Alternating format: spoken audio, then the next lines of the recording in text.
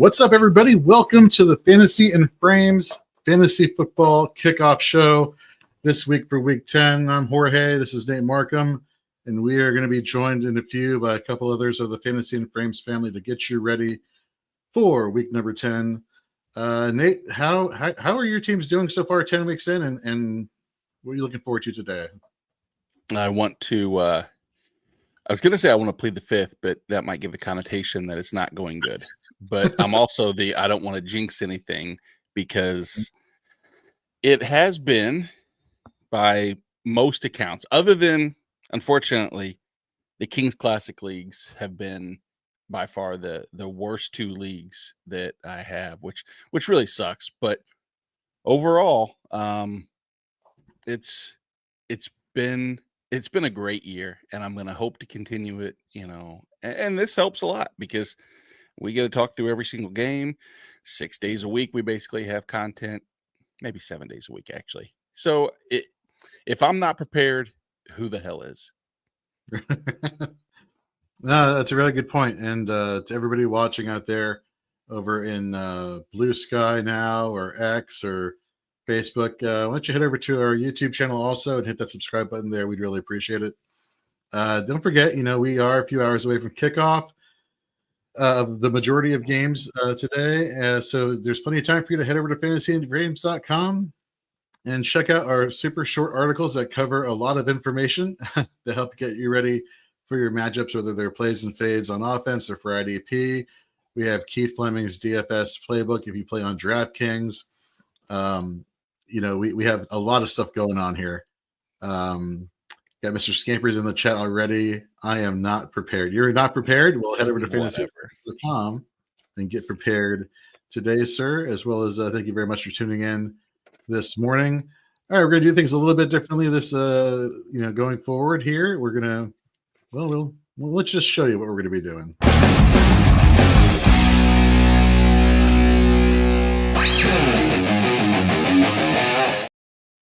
We're going to start off with eardrum damage to everybody. There you go. Good luck. You can still listen to the rest of the show. Congratulations.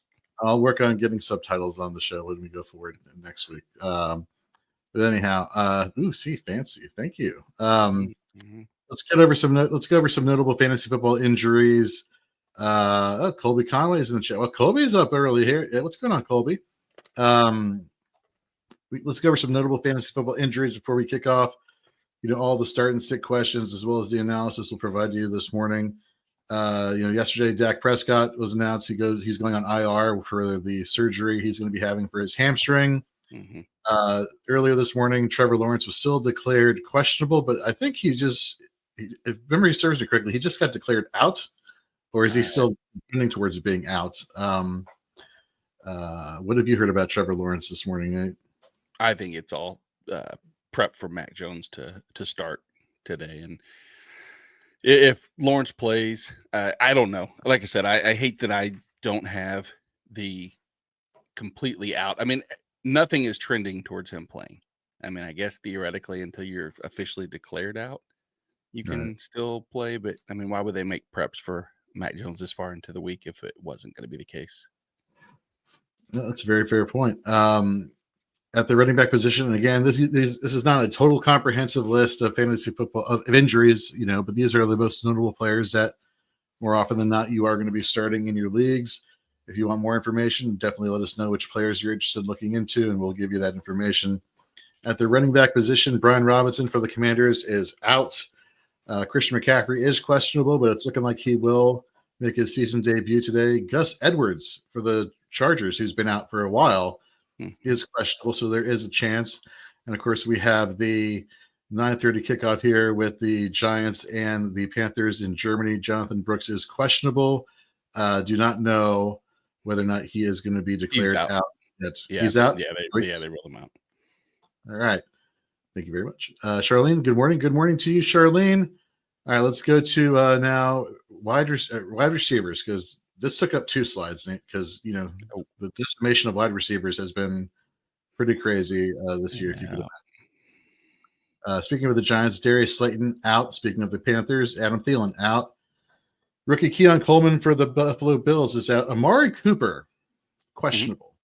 That is interesting to me. I wonder what's going to happen with that. That's something to definitely to monitor as the morning goes on, and of course we'll let you know as soon as we find out. Michael Pittman out, Juju Smith-Schuster out, Brian Thomas Jr., speaking of the Jacksonville Jaguars, questionable with a chest injury. That is, it's the same injury he's been dealing with for the last couple weeks now, and so 3 limited practices this week. I tend to believe that Thomas will play. Let's keep going. Wide receivers continued. Mhm. DFS questionable. Drake London questionable. Chris Olave out. Nico Collins for Sunday Night Football questionable. Tank Dell questionable. Tight end Tyler Conklin questionable. The one tight end who's so Tank Dell reports that he most likely will play. Nico's the one I don't know about. Nico's the one that's probably going to be the most challenging for many fantasy owners because you have a Sunday night decision to make. You have a person who was just activated off the IR on, was that Friday, I guess? And the turnaround is just, it's pretty quick. I don't know if maybe it's because they just elected to wait till the very last minute. If you can do that from a gamesmanship standpoint, I don't know that answer. But I wouldn't say that there's a laundry list of situations where wide receiver or any player is activated off the IR 2 days before game time and then suits up and plays a full complement of snaps. But I don't know, it's different times we're living in, Jorge. People recover faster. There's, medicine is progressing at a rapid pace, I guess, somehow. So what do I know? Yeah, the marvels of modern medicine. What can we say here? For those who are commenting in the chat, first of all, thank you very much for your questions. If we do not get to your questions in a prompt amount of time, feel free to utilize the super chat function over on YouTube. And when we see that go up, we will make sure we will stop what we're doing and get to your question immediately. But since we don't have a lot of questions coming on so far, let's get to a couple of these right now before we go to notable IDP injuries. Mm-hmm. Should I start Drake London or James Conner in a PPR league? Let's start with Nate. What are your thoughts here? Yeah, that's a tricky one just because I love Atlanta's matchup, but I also like Arizona's matchup. It's such dynamite analysis that I have here. Is it in a full point PPR? I'm going to probably lean London just because New Orleans ravaged. I mean, they don't have Kool-Aid McKinstry. Marshawn Lattimore's obviously gone. Their pass rush is non-existent to an extent. And granted, I know London's questionable with the hip. If that wants to push you over the edge and you want to lean James Conner direction because you don't trust a full game out of London, I get it. But if I'm making my decision right now, I'm going London over Conner.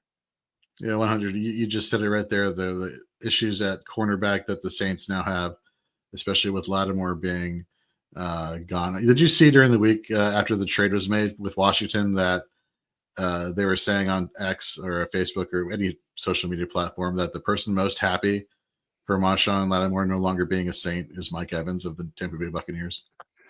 Yeah, I've also seen the ones that says there's nothing worse for this league than Marshawn Lattimore being out, and then they show the compilation of those two fighting for 3 straight years, or 4 straight years, or 5 straight years, however many years it's been straight of fights.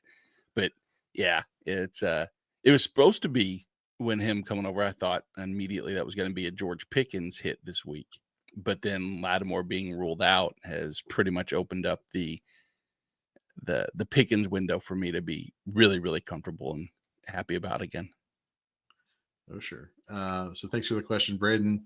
Charlene, let's see what we got here. Jorge, I got an IDP question. I need a DL and 2 flex. Vita Vea, Alex Highsmith, Grady Jarrett, Dante Flower, DeMar Hamlin, Neville Hewitt. So let's work our way backwards here for a second. So Neville Hewitt was only getting a majority of reps because you had a deficiency. I shouldn't say deficiency, but you didn't have a lot of the starting linebackers for Houston on the field. But now I think Azeez Al-Shaair should be back there. Henry To'oTo'o came back last week. So those should be the first 2 linebackers. So the snaps for Hewitt or the snap percentage is not going to be particularly high, which is going to limit his upside. So knock him off the list. DeMar Hamlin, I love DeMar Hamlin. I think he has a great tackle upside. I think he and Taylor Rapp are becoming one of the better tandems in IDP Fantasy Football for tackles. With DeMar Hamlin, I believe heading into this week, he was a Fantasy Pros IDP scoring the DB 23 or 24. Great solo assist. I would definitely check him as a person there. Dante Fowler, he has been, I want to say, over the past 3 weeks in the top 12, a defensive lineman. The question has always been, is there going to be, opportunity for him, because they have Cleveland Farrell, who's also been pretty well, referring to the Washington Commanders. But I think Farrell is questionable today. So I think Fowler would be the head start. So Fowler would be the next one. And then if I had to pick the next one between Vea, Grady Jarrett, or Highsmith, I would go Highsmith. So Hamlin, Highsmith, Fowler. What about you, Nate? I'm right there with you. Makes it easy. All right. That works. Let's see here. So real quick, Jorge, I see a question, not to skip over Colby or anybody's, but at the very bottom, Joe Phelan has a question in regards that involves the New York Giants player. And since we have 14 minutes before that kickoff, right, I would like to add in that I'm starting, despite my Kareem Hunt and Chiefs fandom, of course, I'm starting Tyrone Tracy in that matchup against Carolina. Is fantastic. Joe, get him in before clock stops, and then already starting CMC and HN. That's about as good a 1, 2, 3 this week as you can ask for. Yeah, 100%. Let's see here. Where do the Panthers lie? The Panthers allow the 13th most rushing yards per carry average with 4.6 yards per carry. Tyrone Tracy has been a beast since coming on. He is 100% co-signed there. So good pick up there. And Joe, good luck on your matchup this week. Let's go to our next question here. Summer, what's going on, Summer? Welcome back to the show. Quick question 2 out of Jack Gibbons, Aziz Al-Shair, Nick Bolton, or Levante David.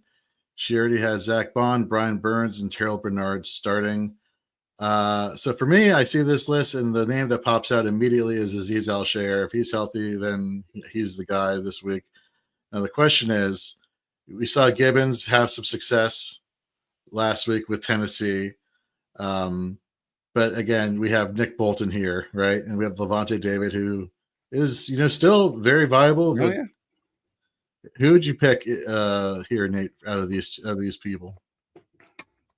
Matchup wise, I feel like my concern with Bolton is that I don't see Denver actually being able to do too much against the Chiefs defense as a whole.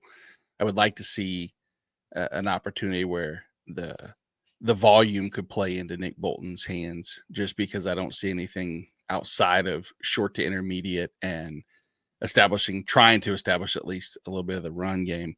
But I would go Shair and Levante David. All right, there we go. Give me just 1 second and I shall return.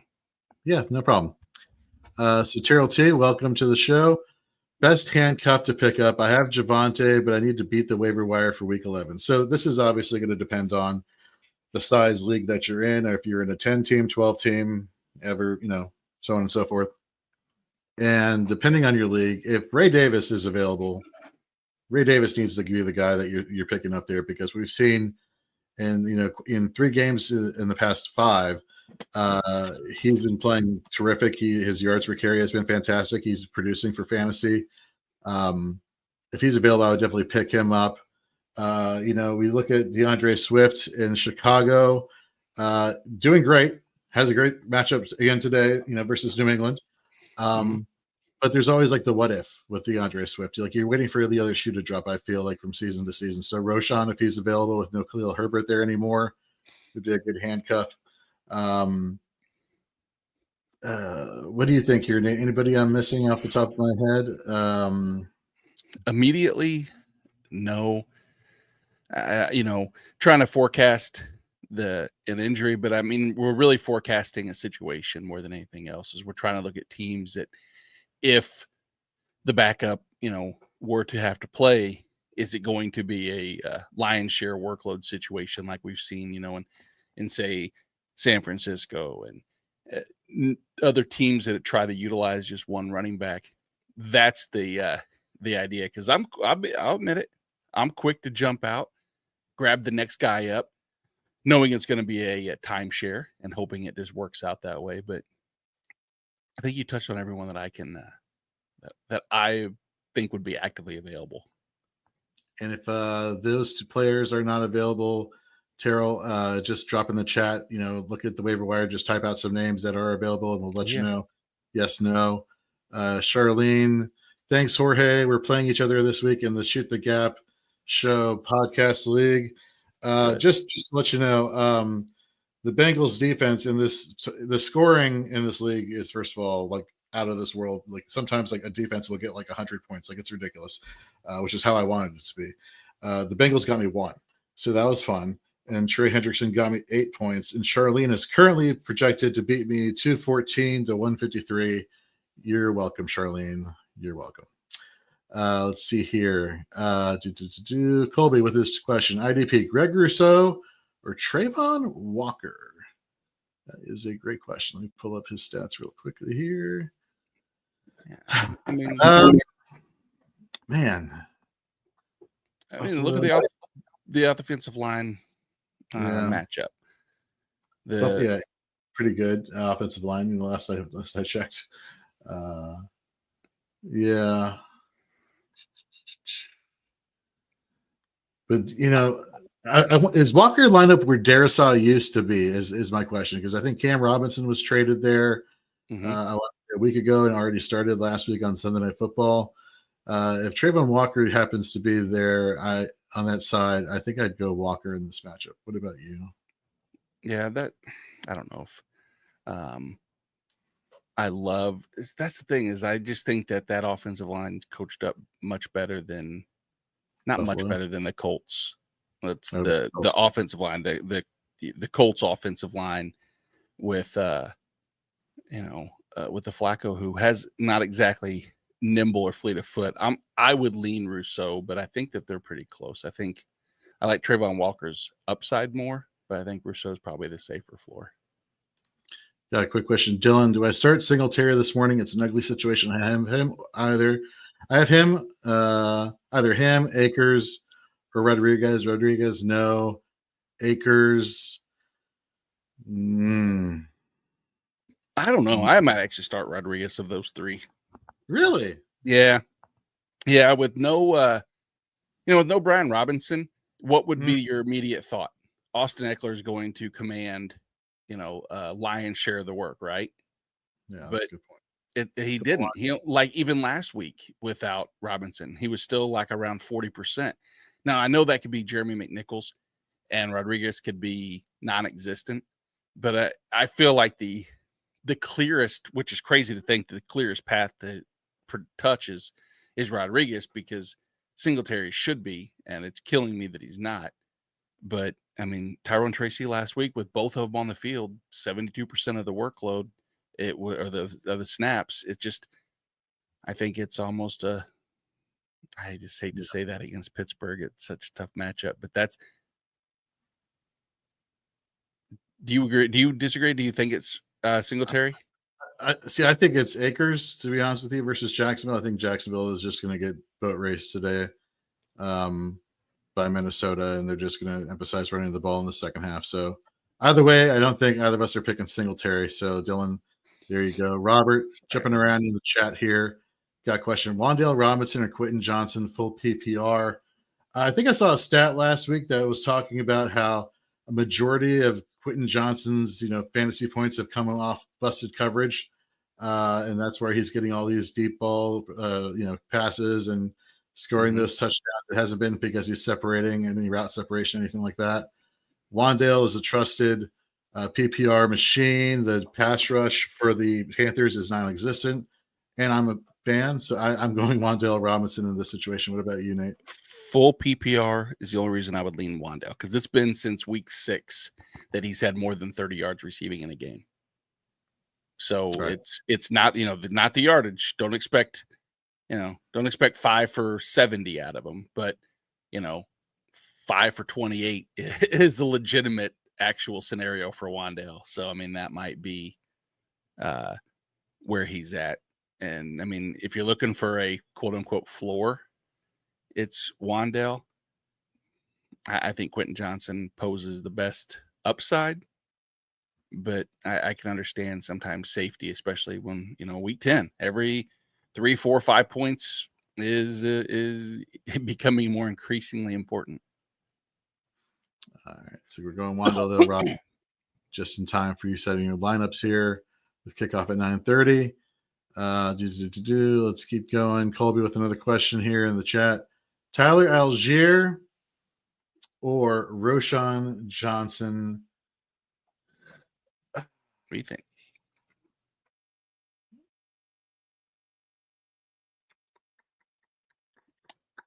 I kind of want to go Roshan just because the Patriots' run defense is not great.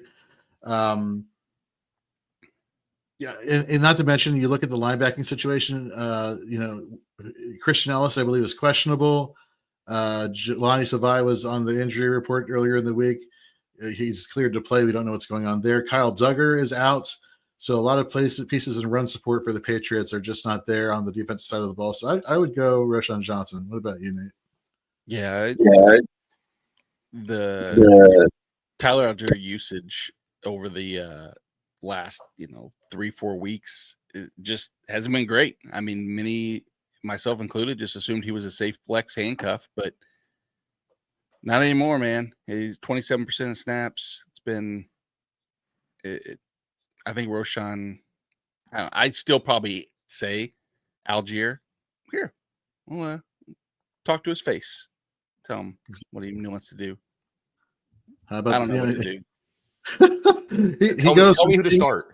For being on our screen. What's up, Colby? Tell me who to start, and then let's get the pleasantries out of the way after you tell me who to start. I'm starting Algier. Sweet. Exactly. You're the tiebreaker. Who do you got? That was the whole point. Me asked the question. I didn't want to be the tiebreaker. I don't know between these two bums. Yeah, exactly. Should have had better options. Well, it's one of the Kings Classic leagues. I have no clue. We're gonna figure it out. I hope you Let's do. go, Roshan. I haven't. All right, we got Mr. Scampers in chat. I'm starting Juwan Jennings with both Nico and Tyreek Ippy.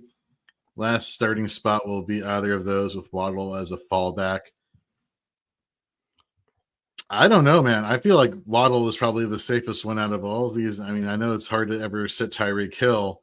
I think you can make the argument for Nico Collins being the easier of the sit just because we don't know if he's actually starting tonight on Sunday Night Football. But if you want safe, I think Waddle. If you want, boom upside, then Tyreek. Or is that lunacy? Colby. No, it's just Waddle's been so bad this year, and I don't really know why, to be honest. So the one thing that's interesting with Houston is I think I saw a post from somebody that's kind of like I don't know if they're affiliated with the team, but like a beat reporter. And they only had 2 instances this year where a player didn't practice Thursday but played Sunday. So Nico sounds like he's going to play. He's going to be the third. How much do they send him out there? I think if he's fine, he's going to play the whole time. I'd probably lean Nico, believe it or not, because I think even at Nico playing 50% of the snaps right now is better than Waddle playing 100%. And Rams have been tough, and I know Jackson Smith and Jigba just torched them last week out of the slot, but prior to that matchup, the Rams have not been generous to slot receivers all year. And if Waddle's going to hang out there, I don't know. Waddle goes in there enough to make it worthy. So I would take Nico even on a potentially limited snap share. What about you, Nate?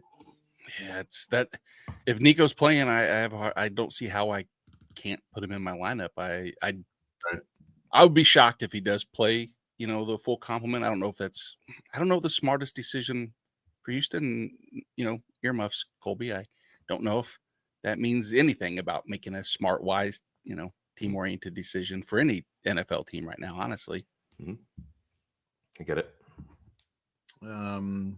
Okay, so we have one for Waddle, one for Nico, and Nico if he's starting for Nate, but not liking it is what I think the consensus is here. Charlene in the chat, have to pull Nico Collins off IR. I need to drop one to do it. Pop Robinson, D-Rob, Elijah Moore, or Jalen McMillan. I think Pop Robinson is probably the one I would drop out of the because just Pop- Keyshawn Pop- has been Douglas. Yeah. Oh man, that just sucks because McMillan hasn't been doing much either, and that's that's another thing. But it is an option in the passing game with Mike Evans still being out and Godwin being out and Kate Otten being the only beneficiary thus far. I mean, targets are eventually going to have to spread away from Otten and go to someone. So that would be my rationale for keeping McMillan. So Colby, I'd ask you this: as far as if she's making a move, putting in Nico, these guys are all going to be most likely bench spots that rest of season you have to kind of equate. Demarcus Robinson with both Cooper Kupp and Puka Nacua has actually been much more successful than he is when either of them are absent. Elijah Moore with Jameis has been heavily targeted, and Jalen McMillan hasn't had a chance to really play because of injury. And when he does, will he fit into the slot role that Chris Godwin had occupied? And if he does, Jalen McMillan is probably the highest upside of them all. But I would lean Demarcus Robinson being number 3 there, or Pop Douglas just as a lack of an offense. Yeah, I think when you look at this, so Elijah Moore, you're going to deal with week-to-week inconsistency, but you're going to have a massive target share just because Jameis is going to throw it 40 times. So I think you got to keep him. I would keep Demarcus Robinson just because Puka's had this knee thing that's popped up every now and again, and I hold my breath every single time Cooper Kupp runs a route at this point. It is terrifying, especially as someone who made him their highest priced receiver in the Kings Clash and auction draft. Rams games are incredibly stressful for me, maybe even more stressful than Texans games, if I'm being honest. Yeah. So you have that. So Demarcus Robinson could ascend. He can continue to move up. There's just a lot that can happen there. McMillan's role, he should produce more, but in theory, if we get Evans back, what if everything gets concentrated to Evans and Otten instead of Evans and receiver number 2? And McMillan hasn't done it yet. And Pop Douglas, there's just going to be the week-to-week inconsistencies there as well. So I think for me, I would drop McMillan or Pop Douglas only because Douglas would be the drop because that New England offense is the one I just don't have much faith in to put up big weeks. So I would look at Douglas or McMillan. It just depends on kind of your team setup, something like that. But it would be between those two for me. And I might honestly lean McMillan. All right. We got another question here. Supersize Senpai. Hello, fellas. Should I start TJ Hawkinson or Dalton Kincaid? Well, we know one of the votes. So now you and I have to just agree in consensus. Are we going to cater to our guest and be pandering like always? We should. Man, that's a tricky one because I really like. Oh, wait, no, never mind. What am I looking at? I wasn't even looking at the screen. I heard Dalton Schultz instead of Dalton Kincaid. Yeah. Never mind. Yeah, nope, definitely. That was such an unneeded jab at the Texans. Like you went so out of your way to try to do that. Okay, heard, noted. Just my wait. mind always goes Just to wait. Texans. Just I'll so you know, back. I'm constantly in support. I'll come back. What do you want, Jorge? Of these, I want TJ Hawkinson. For me, it comes down to the box safety and Darnell Savage being the guy who's going to be, kind of helping down the field, trying to stop the tight end position. And he's done jack shit since coming over from Green Bay and free agency. So I feel more happy with the upside with TJ Hawkinson. Dalton Kincaid, we saw the Vikings kind of limit Hawkinson last week on Sunday Night Football. So now that could be a product of the fact that they also had Josh Oliver, who was making plays down the field also. And Hawkinson just wasn't seeing the target share his first game back. But look, at this point, if you stash TJ Hawkinson for this entire point of the season till now, he's stashing to play him. So play him. Colby? Kincaid is going to have 50 yards and a touchdown today, but you want to start Hawkinson. And Nate? I will always attack Jacksonville's secondary, but I do like the matchup I will say that they're separated total by 1.5 points. So I think that it's going to be a wash either way. You're going to win either way. That's the way I look at it. But I'll just agree in consensus with Hawkinson because also I have a lot of Hawkinson and I want to feel good about decision to start him. Nice. I got a question here from Poison _ we got Darnell Mooney or Brian Thomas. So for me, I understand Brian Thomas is dealing with the chest injury. And yes, I understand that Mac Jones is probably going to be starting, but I just feel like there's going to be a lot of hyper targeting going to Brian Thomas if he's on the field. Mooney, I understand the secondary situation for the Saints is what we call not good. But it's kind of hard to sit Brian Thomas if he's good to go. Nate, does this situation for Brian Thomas's injury that is scare you off him this week? I think the lack of Trevor Lawrence scares me off of him more than anything else. And then if you look at Mooney's matchup, New Orleans, ton of too high safety looks. Mooney's absolutely eaten against that type of situation. I think everything's just leaning safer wise to go Darnell Mooney. What about you, Colby? As of about Tuesday, I would have said Brian Thomas, but now it's Darnell Mooney. It's same thing. It's more of a indictment against Mac Jones than Brian Thomas. As the vocabulary usage around this joint improved exponentially. See, I did that with Colby on the show by now. I'd just been like, I like it a lot better. It's much gooder with Trevor Lawrence over. You just have to find like 4 or 5 quote unquote big words and just master the definition of them and only stick to those 5 and just what's the oh my gosh, was the movie Hitch when Will Smith is basically saying like you just gotta stay in your lane. Just stay in your lane and don't leave it. That's exactly what you do. Exactly. Yep, right here. Know your 5 words and stick with them. Yeah, exactly. Wow, that is a great reference there. Charlene, she has a guillotine PPR league question, tight end premium, 0.25 for rush attempt and first down. Need for Devonta Smith, Brian Thomas, Jalen Waddle, McMillan, Raheem Mostert, Rico Dowdle, Bucky Irving, or Tank Bigsby. Could also drop one to pick up Jonnu or Jawan Jennings. Probably rush attempt. Tight end. Juwan Johnson. Oh, yeah, that's a good. Yeah, sorry, it's spelling right. Okay. Let's look at the per rush and the first down situation here. So, Mostert, Bucky, Irving, Tank Bigsby, or Rico Dowdle. Do you think the lack of Trevor Lawrence hurts the running game just because teams are going to just be stacking up the box and just kind of helping to take that away since they're going to be kind of one-dimensional? First off is my thought process. And that's a rhetorical question. I think so. If you guys disagree, please let me know. I don't disagree. I also think that you're going up against Minnesota, and when ETN and Bigsby are now splitting carries against Minnesota, that's enough to divert me. But how much diversion does it take to start, Jalen McMillan or Raheem Mostert over? Well, Mostert I might be okay with. Is there a guarantee here, Colby? Do you have one of those? Is Devonta Smith a guaranteed play? I actually have my 4, I think, right off the bat. Okay. So I am scared of Bigsby because I think there's a very real chance it's 14-0 by the end of the first quarter. Bigsby gets phased out because he's not used in the pass game. I think it's Devonta Smith, Brian Thomas Jr., Jalen Waddle, drop McMillan, pick up Jonnu Smith. I think that was immediately looking at that. That's where I jumped to. And for those interested in Jonnu Smith content, head over to fantasyandframes.com and check out Colby's Fantasy Football Laboratory article. He cranks them out every single week, doing some deep dive into the research of fantasy players across the league that you want to be paying attention to, especially now going forward. So good call there, Colby. Nate, any disagreement with what Colby just said, or are we on board with that?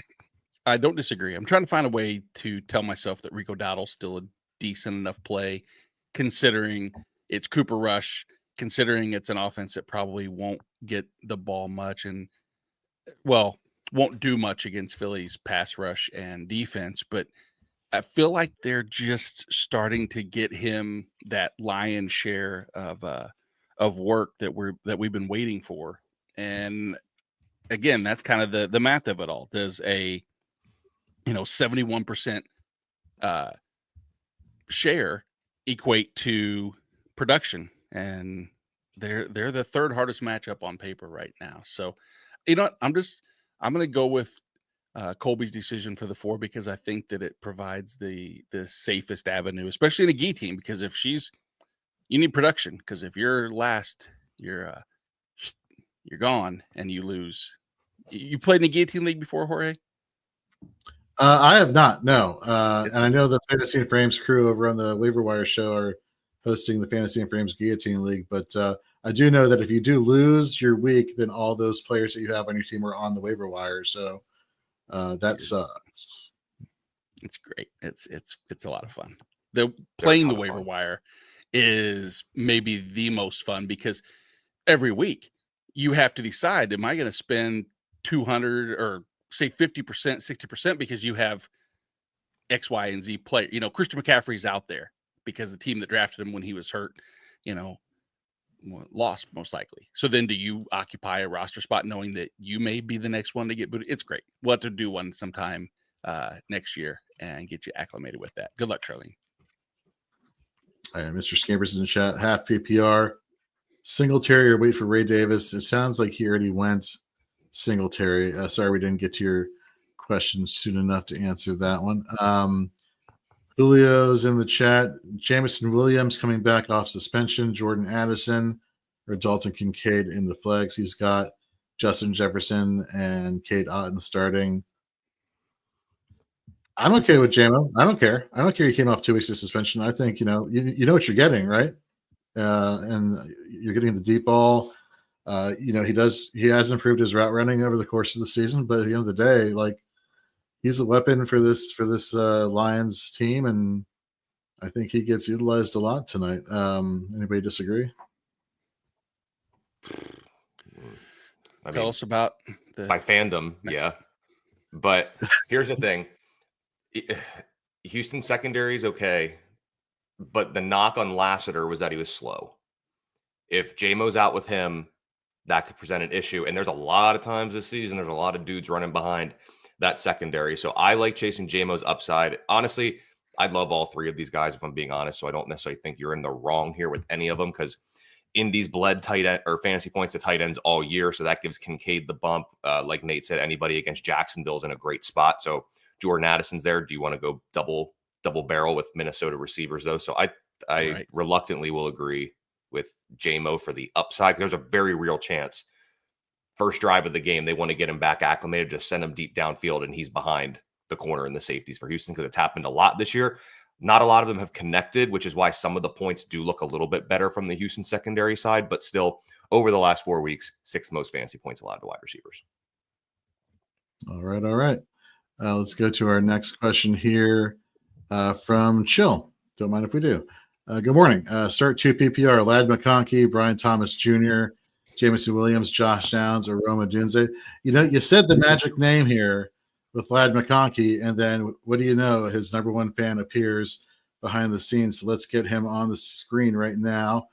Mr. Keith Fleming, how are you this morning? What's going on, guys? Hey, buddy. Let me ask you a question here. Start 2 PPR. Ladd, Brian Thomas, Jameson Williams, Josh Downs, or Roma Dunze? You got to start Downs for sure. The numbers with Flacco are outrageous.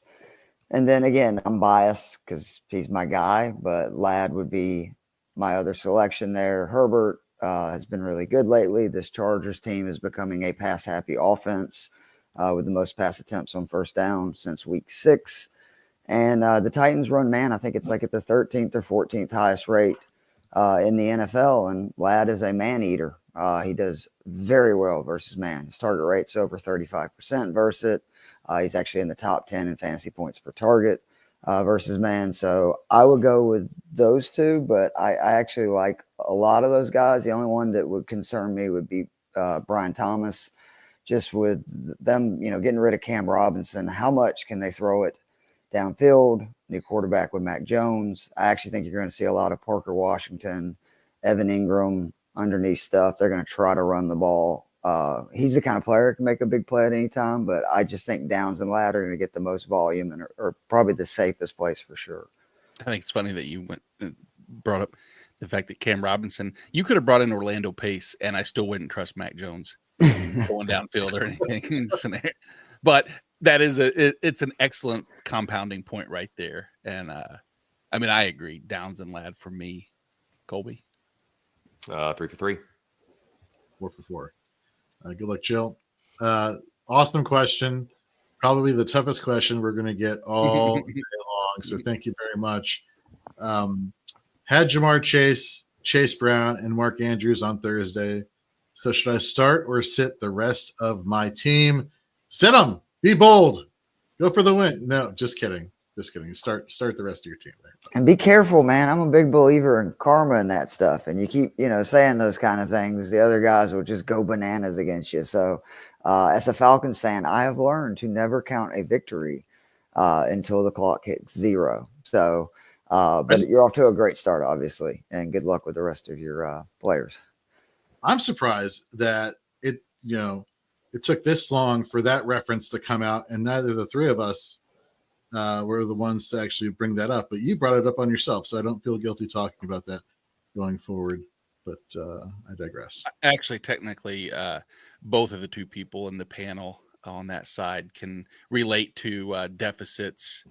On the commanding leads in the playoffs where they have squandered said lead against other teams, possibly against, unfortunately, maybe possibly the two greatest. There's got to be another question we could answer. Sorry. Yeah, there is actually. The question is, who is on the injury report for linebackers? Let's bring that up right now. And then let's see here. Linebacking situation here. Blake Cashman, questionable. Didn't play last week. We saw Ivan Pace Jr. step into that role and as we anticipated and clean up. But guess what? Ivan Pace Jr. is questionable heading into this week. That is a bit concerning. And of course, once we find out any more information as we get closer to kickoff, we will alert you on what's going on with that situation. But I have a feeling Ivan Pace Jr. should be playing. Blake Cashman, his injury seems to be a lot more longish term. Denzel Perryman, questionable here for the Los Angeles Chargers. CJ Mosley out for the New York Jets. Eric Kendricks questionable for the Dallas Cowboys. Malcolm Rodriguez out. Not a name I would normally put here as far as a notable fantasy football injury. But what this does do is give Jack Campbell a lot more playing time, which is what happened last week. And Jack Campbell, the former first-round pick for the Detroit Lions, played pretty well. And then this one is kind of tricky for Monday Night Football. Christian Roseboom, who's basically the primary beneficiary of tackle opportunities for the Los Angeles Rams, is questionable. That one kind of concerns me. And again, it's a Monday Night Football game.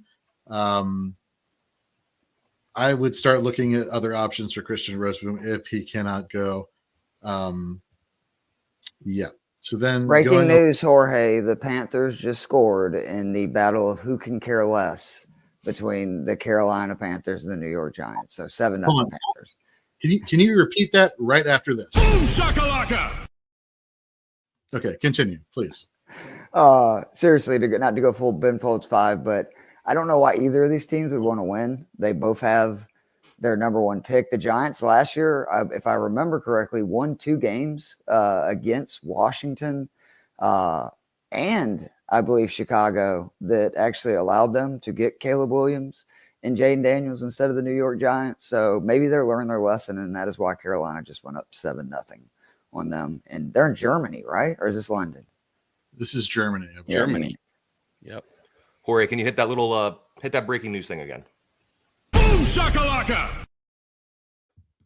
Mike Garafolo has tweeted Christian McCaffrey is expected to get 20 touches today. First game back from all of this hoopla with his lower half, and they're going to give him 20 touches. Can I ask you something? How in the world, and who did he talk to where they're like, the number is going to be 20 touches? Some of these reports, man, like it's nice to know if somebody is holding CMC, but I assume from what I saw from an interview with Shanahan that he said that he's going to ride, the hot hand or the normal coach speak, where basically, look, if CMC is CMC, he's going to be getting the ball a lot. And the Niners have to win pretty much every game they can the rest of the way to get back into not only the playoffs, but to where they maybe get a home field game. Well, think about it. I mean, it's technically a reduced workload. Normally, he gets about 30 touches. That's a game. very fair So point. just a This is still a guy, no by the issues, way, great. CMC. I went back and looked last year. He scored 20 or more points in 15 of his 22 games with the Niners, or maybe it's 15 to 21, and he scored 25 or more in 8 of them. Well, let me ask you guys a question. Held on to him all year. If you have Christian McCaffrey and you have a shallow bench, and Ray Davis is on your waiver wire, are you dropping Jordan Mason or are you holding on to him for dear life just in case McCaffrey goes? Yeah, there's no way I can drop Jordan. Like if you have CMC and you've been fortunate enough to have Jordan Mason, there is no way I would drop that because either way, you at least have the Shanahan running back, and we've seen that whether that was his dad's running backs, his running backs, whoever is a running back in a Shanahan offense is going to be very fantasy relevant. There we go. Chill, appreciate it, guys. We appreciate you early this morning. Thank you for tuning in.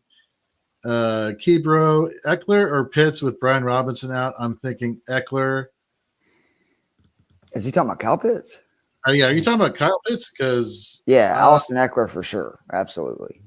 Why do you say that? I'm curious as to why did I ask if he said, because to me that's like a pretty easy answer in my opinion. He's thinking Eckler too. I know the Steelers are a tough defense, but and Pitts is having a great season from a tight end standpoint. But if you look at his volume week to week, it's still really discouraging as a Falcons fan to be like, we spent a top 4 asset on this guy and you refuse to throw it to him more than 5 times a game.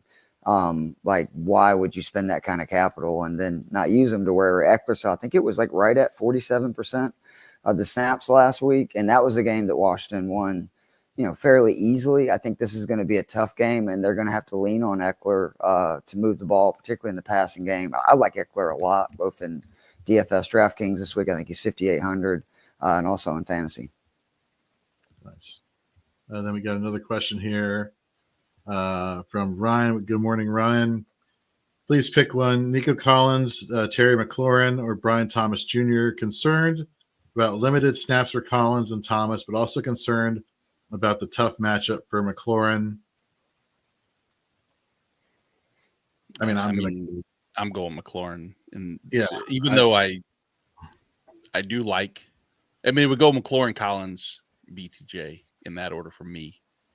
Colby or.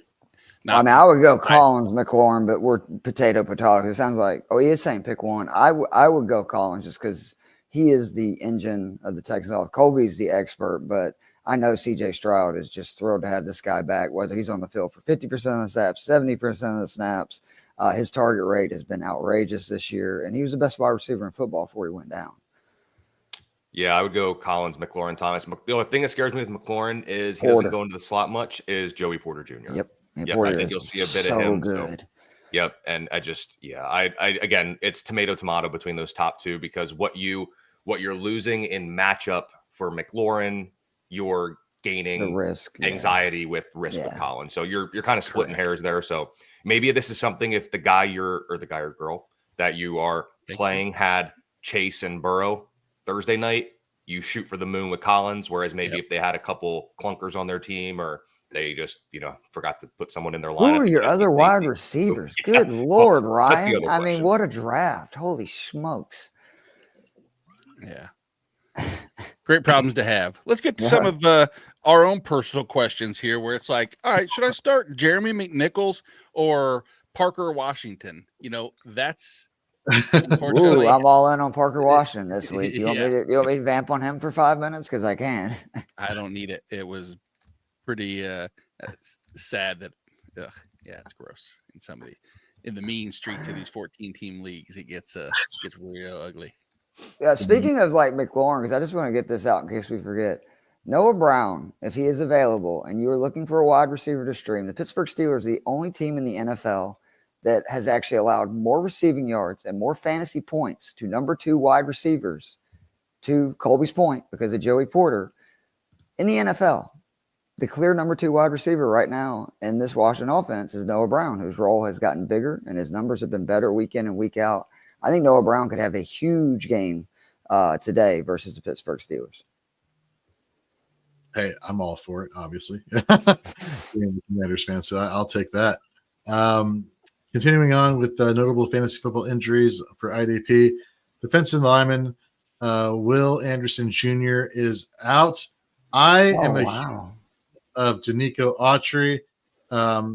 They brought him over in free agency. Whether he is an edge rusher, whether he was playing the interior, he plays lights out. We go back to last week. We pull up his stats from last week, which were crazy impressive in terms of his pressure weight and win rates. I can talk. Hello. Danico Autry led the team with win rate with 14.3%, pressure rate with 14.3%. That's actually kind of funny. We get to Fantasy Pros IDP scoring for week 9. And I want to say he was in the top. He was in the top 10 in fantasy points per game. Let me just pull that up right here. Sorry, guys. No, that was dynamite. He was 13. He was in the top 13. He was 13 overall with 17.5 points using Fantasy Pros IDP scoring. He is definitely somebody that is probably in your waiver wire, to be honest with you. And you should definitely pick him up as long as Will Anderson is out. And then if you play in defensive tackle only leagues and he's available on your waiver wire, still pick him up because he can still make plays and get to the quarterback there. So then we got a question here from Charlene. Trey McBride or Dalton Kincaid? Colby, let's go to you here. If you had to pick between McBride going against the Jets or Dalton Kincaid going against the Buffalo Bills, or excuse me, Indianapolis Colts, what am I saying? Who would you want? I'm probably still going to go McBride, but the matchup is so darn good for Kincaid with Colts allowing the third most fantasy points per game to tight ends this season. So I think I'm still going to ride with McBride, but I wouldn't be surprised if both of these two are near the top of the positional leaderboard of the tight end. Does that change for you if Cooper's out as well as Coleman or no? Coleman, you can't. Indy's is the team that you can throw. Like they've actually been pretty good versus the run in recent weeks. But man, you can throw on them. I expect a lot of Khalil Shakir and Dalton Kincaid, but I agree with it's hard to sit McBride when if you look at he's basically getting number one wide receiver numbers again and targets and like just across the board. It might be one of those deals where if you're looking for the safe play, I actually think it is Kincaid this week. Like if you're just looking for the guy to get to his base, but you're also then sitting McBride who could go for 150 yards in any game, which as much as I like Kincaid, I'd be shocked if he had more than like 60 yards receiving. And that's the thing. You really need McBride to almost get twice the targets just because the Jets are allowing half the points to the position. And I mean, it's a touchdown scenario, which is damn near with tight ends, really difficult to project week in and week out. But I still think that it's McBride. I have him like back to back in the rankings. So at that point, it's. I mean, when you look at the numbers too, like McBride is his only touchdown of the year is a rushing touchdown, which is utterly ridiculous at this point. Right. But you look at, outrageous. I mean, amongst like Kyler's struggles all year, like I'm looking here, McBride's got a game with 124, 96, 67, 53, 51.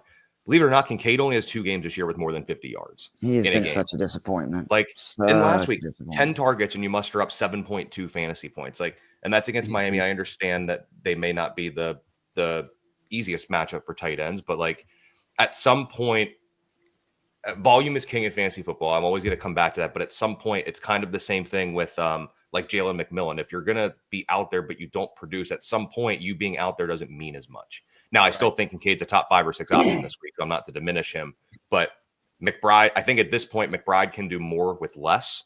And God forbid the touchdown regression starts this week for McBride, even if he goes 4 for 40 with 2 scores. And go ahead. I was just going to say to your point too, I always like to do this because yes, the Jets have been good versus tight ends. They played the Titans.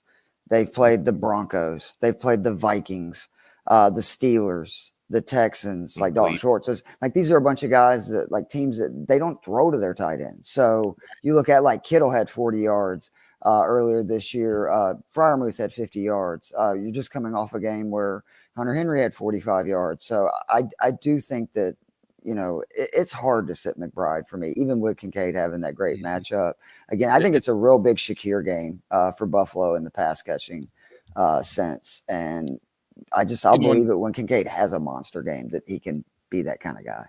And to give the Jets credit too, in regards to slowing down tight ends, you would think that if all of the options have been decent, they would have allowed more points just in general. Because if I'm Kyler and I'm looking to the outside and I'm thinking, Maserati Marv against Sauce, and by the way, they made a connotation, Jorge, you'll be on backing with me. They were like, oh, he went from Maserati Marv to Mazda Marv, which I take high offense to that, by the way, because Maseratis are the most inconsistent, unreliable vehicles on earth, and Mazda's top 2 or 3 in consistency. So technically, I would want to be Mazda Marv instead of Maserati Marv in the shop looking for more than 6-7 points. But yeah, I do. Kyler looking outside at Sauce and Reed versus McBride without, some of their weapons at safety and linebacker. Right.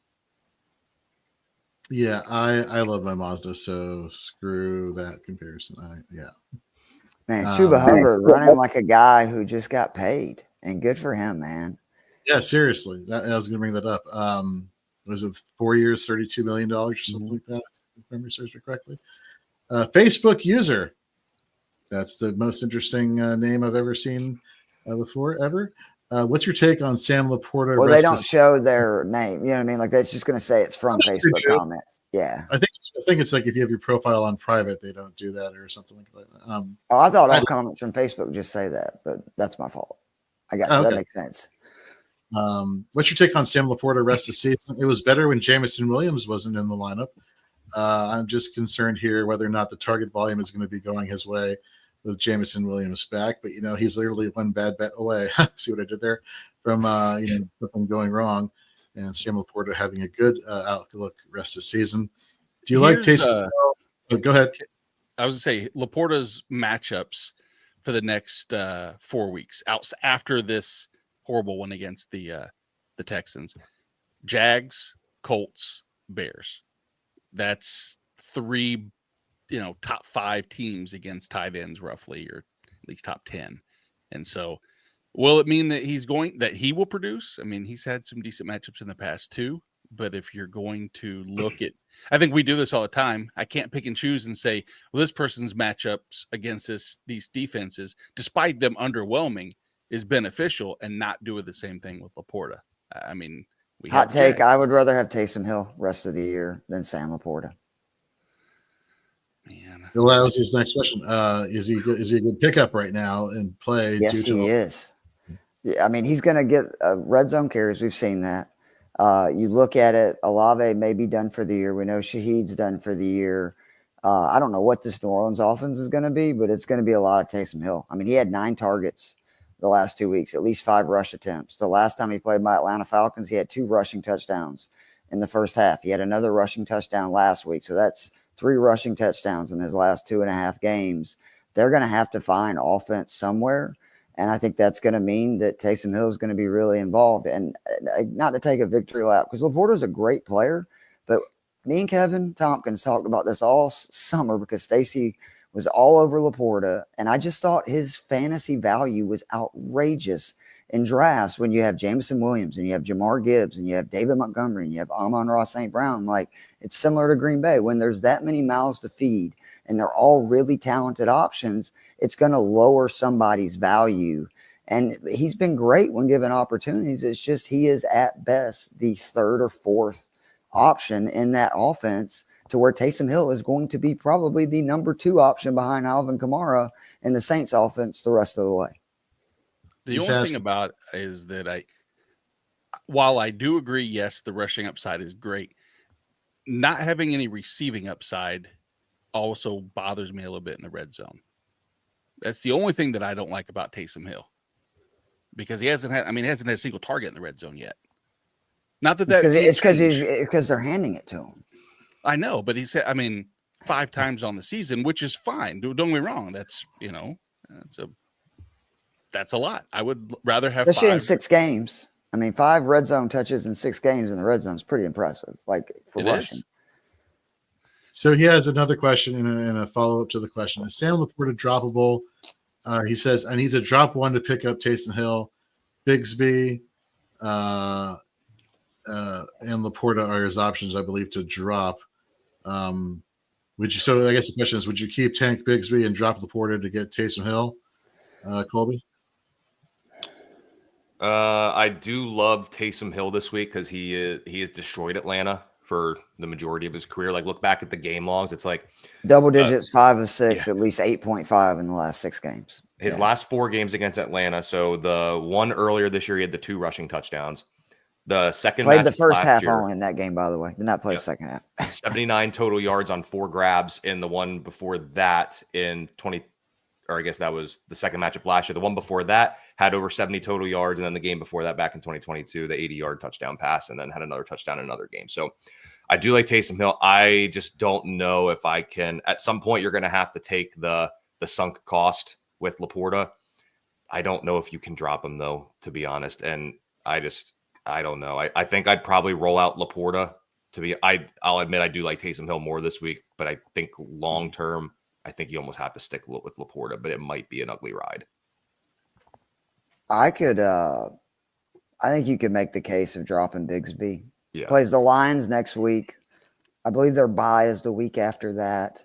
And if they play from behind, he's useless. If they're losing, he's that useless. That was what I was about to get into. And then Do you see him playing from ahead? And then they got the Texans week 13. Are they going to be ahead in that game? I doubt it. No, never. The Titans week 14, which again, they might be ahead in that game, but that is actually a pretty good run defense. Mm-hmm. So I mean, for me, I would probably actually drop Tank and play Taysom this week. To Nate's point, if something goes bad or Taysom just doesn't look good this week, Laporta's got great matchups the next 3 weeks. And I would assume Tank is just somebody on your bench anyway. I think you could find out you might could pick him back up because I don't think anybody's going to pick him up with a bye coming up next week. Mm-hmm. Thank you very much, Mr. User, for the question, or Mrs. User, depending. Mr. Magic on YouTube, Taysom Hill or Keenan Allen in the PPR. From what I'm hearing from both of you guys, format doesn't matter. Taysom Hill is the play this week, just because of the matchup, regardless of Keenan Allen, because we don't know what's going on in Chicago. Chicago doesn't even know what's going on in Chicago. Chicago better run the damn ball because they're in a must-win situation. This is a team that was just about to be 5-2. Now they're 4-4. The quarterback's banged up. He's been sacked 12 times in the last 3 weeks. And you're facing a New England team that has given up 788 rushing yards in their last 5 games. If it isn't a heavy dose of DeAndre Swift, Roschon Johnson, what are you doing in Chicago? Because this is a must-win game versus a bad New England team. I'm going to be disappointed if Caleb throws it more than 20, 25 times in this game. They got to get rid of Waldron. You got to get rid of Waldron. I'll throw this. I agree. Keenan Allen did have that game with 2 touchdowns. It was against Jacksonville. Look what he's done in every other matchup. He's been worthless. Nothing. It's Taysom. Yeah, exactly. My Dynasty shares would agree. While we're waiting for the next few questions to pop in, finishing off defensive lineman injuries. No Zadarius Smith for the new Detroit Lion. Parsons is back. I saw a report saying that he will play, right? Okay. Yep. Yeah. That is the most updated news. So Parsons will be playing. Khalil Mack and Joey Bosa, the bookends there for the Los Angeles Chargers, are both questionable. Nick Bosa also questionable. And then to finish off with defensive backs, no Kyle Duggar or Marte Mapu for the New England Patriots, just helping that case for DeAndre Swift to go crazy today. No Jaquan Brisker for the Chicago Bears. Tyke Smith, who was a cornerback, but then he's a safety, and then he's playing more safety snaps than he is playing cornerback snaps. Has been doing great for fantasy, using Fantasy Pros IDP scoring, so that is something to monitor. Jalen Thompson, questionable. Javon Holland just cannot catch a break here. Definitely hampered by injuries all season long. Such a stud, too, man. Like, he's such a baller. Maybe coming out of Oregon, just the ball hawking abilities, as well as the ability to blitz, and it's really sad, to be honest. I hope he gets better really quickly. Cam Curl, we saw him get injured last week, but I think it's Quentin Lake that is the safety that you really want for the Los Angeles Rams, and that's going to round out our injuries for the week, or at least notable injuries. And if something comes up, we'll hit you with that breaking news drop. Let's get back here, however, to normal screen. Okay, let's see. We got some more questions here. Oh, Jesus. Okay. Rank these three, Mr. Magic here. Rank these three. Disregard that. It's I was going to say Dobbins because it was the only answer he gave. Dobbins. Like Dylon is the 5 greatest rappers alive. So. Exactly. As long as they're winning. If the Chargers are losing, isn't it amazing? Like the difference in his points per game is like 7 and 20 or something crazy. It's 100 yards rushing on average, or 100 yards offense on average versus 30. So 3x the production. Now, is that chicken or egg type scenario? Oh, coincidentally, Dobbins is having good games and they're winning, or Dobbins is having bad games and they're losing. Injury update. Jorge, do you have any drop for that? No, damn it. No, I didn't even think about that. Thank you. Next week I will. Thank you, Nate, for bringing that up. You should do the MASH theme song. I'm sure. Yes. After like 80 years. Yeah, we're old. Yeah, I have never. I was gonna say, look at poor Colby. He's like these old fuckers. Exactly. I have no. I'm just sitting here going, I can't even like fake hum along. I have no clue what his tune is. Sorry, we'll do Grey's Anatomy for you. Adam Schefter reported yesterday that London is expected to play, and we all know that Schefter never gets anything wrong. Just look at how he said Puka was going to be playing limited snaps 2 weeks ago on Thursday night. So we'll update that again when it's a little bit more official. Yep. So according to the most recent NFL.com injury report, both questionable. But as Keith just brought up, looking like Elise London is definitely a lock to play. Brian Thomas Jr. dealing with that chest injury, not sure. Facebook user is back. Mike Gesicki or Laporta and Taysom Hill rest of year. Nate, let's go with it first, and then we'll go to Keith and then Colby. I mean, I said the matchups that I looked at or that I talked about earlier I would want to lean Laporta. Not that Gesicki, I think this week is a one-off. He's still fine. But Taysom only when Higgins doesn't play. That's what I was going to say. It's just only when Higgins is out is Gesicki an option, in my opinion. Right. And I agree with that. And I mean, the likelihood that Higgins plays, well, maybe is not any greater than what any of the other receivers in New Orleans is going to play because Higgins is just as likely anymore. But I'd probably go Laporta, Hill, than Gesicki. But I can be swayed. I mean, the reasoning behind Taysom Hill and his high value touches and in tight end wasteland, if you can give me 3 high quality touches at tight end position, that's more valuable than 8 or 80% of the other tight ends week in and week out. It's just that's the state of the position. It's also shocking, though. Again, he's got 9 targets the last 2 weeks, which I know a lot of that has to do with just the fact that they're a mash unit at wide receiver. But I mean, if he's going to get 4 or 5 targets a game plus 4 or 5 rush attempts, that's why I just think he's so valuable the rest of the way, because that's 10 guaranteed touches. What tight end is going to get 10 opportunities every game? Exactly, none. Kittle. Maybe Kelsey. Maybe decide. Yeah, depending on what they need. All right, Mr. Magic back here in the chat. Could Mason still be startable? Not sure if CMC will be on the snap count, plus his re-injury risk. Is he startable? Well, not if who was it? Schefter that said 20 20 plus touches, which I mean if they get up, he's playable this way. I mean, Tampa is, I think this would be the one week that I would potentially be okay starting him, depending on who else you have and your other options.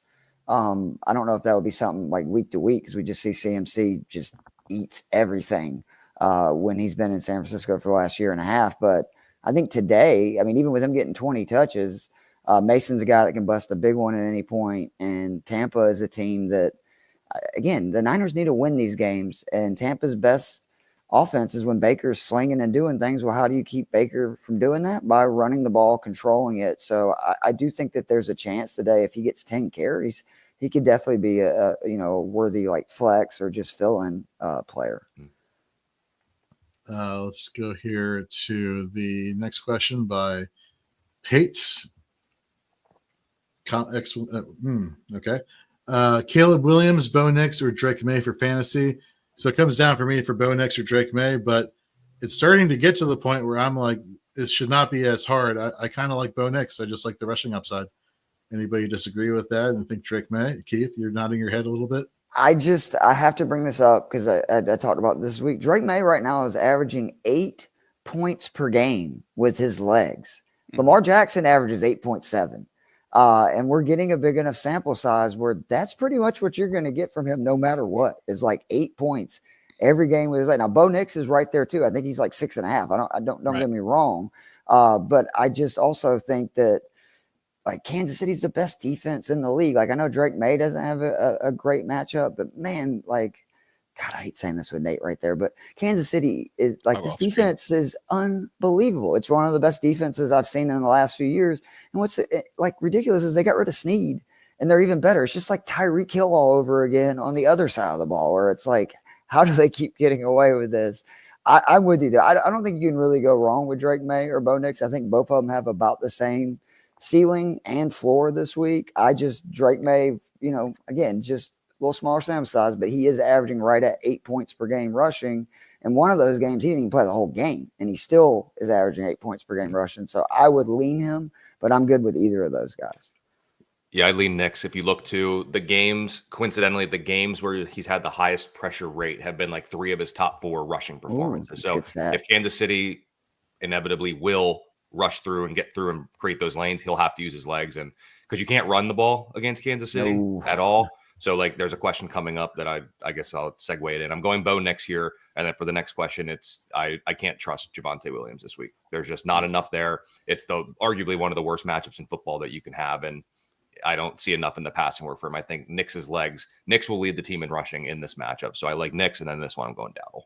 Dowdle, by the way, all of a sudden is like a baller. If you look his last 4 full games, especially if it's a PPR league, holy smokes. And then I really like Dowdle and Ferguson now rest of the year because, Dak's gone. What do these backup QBs typically do? They throw more to running backs. They throw more to tight ends. It's more underneath stuff. And Dowdle, that's where he does most of his damage is actually in the pass catching. And we know Ferguson obviously has disappointed, but he's still catching a bunch of passes. I think both of their value goes up big time the rest of the way. The real question to me is like, while we're here, why are they not giving Trey Lance a run? Is it just because they didn't want to start with Philly and throw him to the Wolves? But like if you traded for Trey Lance, why would you not, with this opportunity, want to see what you got rest of season and let that guy get snapped? Because that's the whole issue is he hasn't played. He didn't really play in college. Yeah. He didn't play, you know what I mean? Like he needs opportunities. We're seeing it with Bryce Young now, who all of a sudden starting to look a little better, right? Like the second time around. These kids have to play through this stuff. In my opinion. The one time they watched, go ahead. Sorry.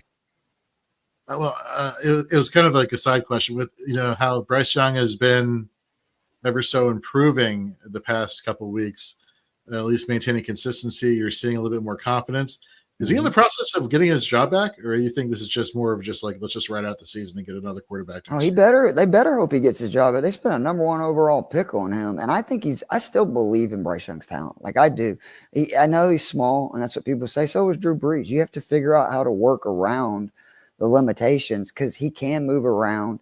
And I just think that they did a really bad job for him both last year and at the start of, this season, especially they didn't play him in preseason, which made no sense when you're, changing your offense and everything going into year 2.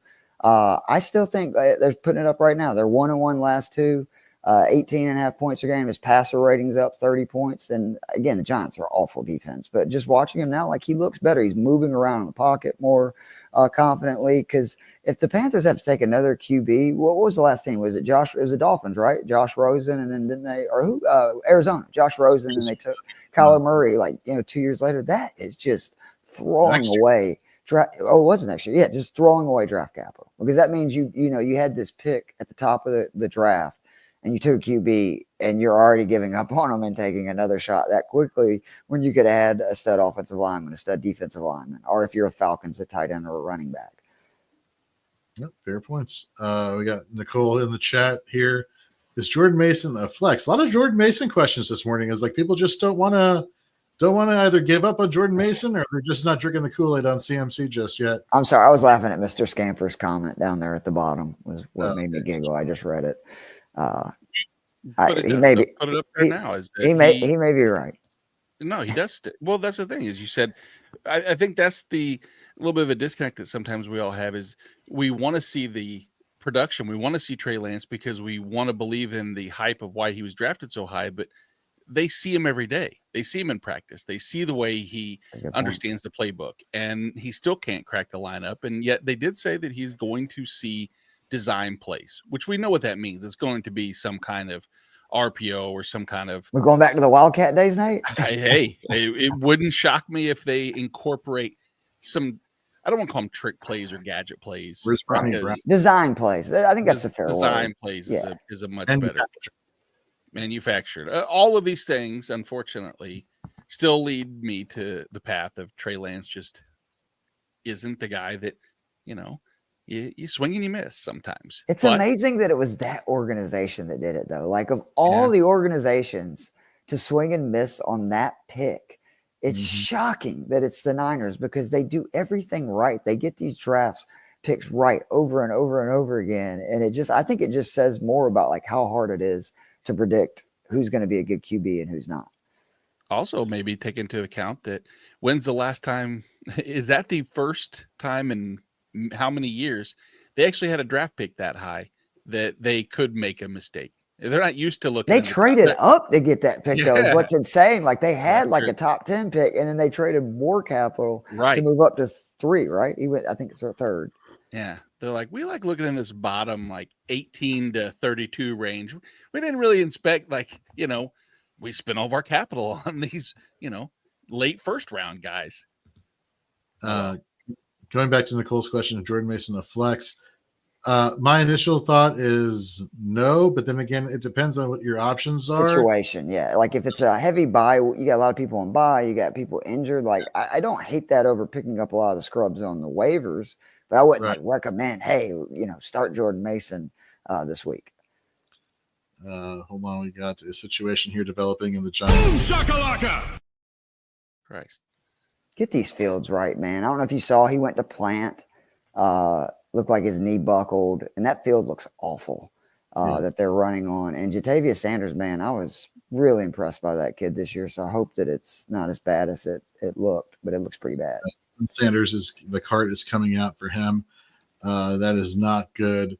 On the flip side, what is good is Chuba Hubbard, 9 carries for 83 yards, averaging 9.2 yards per carry, 9.2 yards per carry. Anyhow, Nicole, sorry, if you could drop in the chat. Maybe that was Miles Sanders, not Jatavius Sanders. That is my fault. Miles Sanders. Jeez, Keith. Come on now. Scared the crap out of me. I forgot Miles Sanders was still in the NFL. So, in my defense, I saw Sanders, Carolina jersey getting carted off. Not that we wish that on anybody. No. But I mean, I really am high on Jatavius Sanders rest of the year. I got him everywhere. And he's in top 12 at tight end rankings this week. So I wanted to make sure. Already scored a touchdown, Nate. So you're off to a good start there, my friend. Mr. Magic, he has a question here, a trade question. Trade Jamar Chase for A.J. Brown and Jahmyr Gibbs. His team is Jonathan Taylor, J.K. Dobbins, Jamar, Puka, DK, and McBride. If you can convince them to do it, yeah. I just don't know why somebody would give up Gibbs and A.J. Brown for Jamar Chase. Because you take away those Ravens games, it's not been a great year for Jamar Chase as the alpha, top 5 wide receiver in the league. And A.J. Brown has, I know last week he got hurt. That was really why he didn't put up a big game. But other than that, he's been 20 points. And I can't say enough things about Jamar Gibbs. I made fun of the Lions for taking him 12 because a part of it was I'd bitched at the Falcons for taking Bijan at 8 the year before. And Gibbs is just the perfect weapon for that offense and what they do, week in and week out with, a heavy dose of Montgomery and the play action, everything. He's incredible. So, but if you can do it, I would go do it in a second. Yeah, I think maybe the incentive here is coming off of the 40 points or 50, was it 54-point performance? Or was that top 10 all time, right? In fantasy by wide receiver, I think I saw. In PPR, yeah. I don't think the A.J. Brown, Jahmyr Gibbs manager is going to be completely blown away by the Thursday night football performance to be like, oh, let me get rid of 2 of the, top 10 players at their position for one, really amazing game. once in a lifetime game there. Although both Baltimore games, he scored higher than 40 PPR points this season, which I thought was rather He interesting. scored more points than those. I saw it was a great tweet, but I don't know which side it was. Then it's like for the entire, and I got a lot of injuries has a lot to do with this, but it's like Nico Collins, AJ Brown, like all these wide receivers that went, and the Tyreek Hill that went, it's the first 10 off the board. Literally in 2 games versus the Ravens, he's outscored them for the season, which is just wild. Absolutely. Tough year for wide receivers, man. Mm-hmm. So normally, folks, we're like I said, we've been changing up the format here. We would go game by game and give you, the fantasy relevant players per game on both sides of the ball. But you know what? We can do that in start and sit questions. We can answer all your questions there. But I thought maybe this week we could do something a little bit different and kind of give you some practical information or do something practical for you all. And I was just wondering, guys, would you be open to setting a DraftKings Classic lineup with me this week and kind of get some input into doing that and giving the fans some information? Jorge, that's like asking a drug abuser, hey, do you want to do a line of coke or smoke some crack? Yes, of course. I would love to build some DraftKings lineups. Like, it's what I do all day, every day. Oh my! What a pool! Yeah, great segue. Yeah. Great segue. Sorry to all the heroin users out there that we didn't reaffirm you in your. No, I mean, well, you're My right. apologies. Or shoot up a line. I'm sorry. Well, shout out to the cokeheads. Jalen Coker's at 7.1 fantasy points right now in this Sunday. Dude, that morning dude's a game. stud, man. Like, I believe in Jalen Coker. I really do. I was so happy when they got rid of Deontay Johnson, and so was all my Dynasty and best ball shares. Let me just quickly set up the situation. Keith, why don't you do me a favor, if you don't mind, and plug your work at Fantasy and Frames regarding your DFS playbook. I would love to do that. First, I want to say every Friday night, you should come hang out with me, Kevin Tompkins, and Joe Matz. We go through the entire DraftKings slate. We build some MME lineups. It's a lot of fun. Nate Markham showed up one week, which was a lot of fun. But that's every Friday, 9 p.m. And then each week on Fantasy and Frames, I do a article that's called my DFS Playbook, where I go through, like this week, there's 10 games on the main slate, and I give you one cash and one MME play that I like from each of those games. So like this week, there's 20 plays.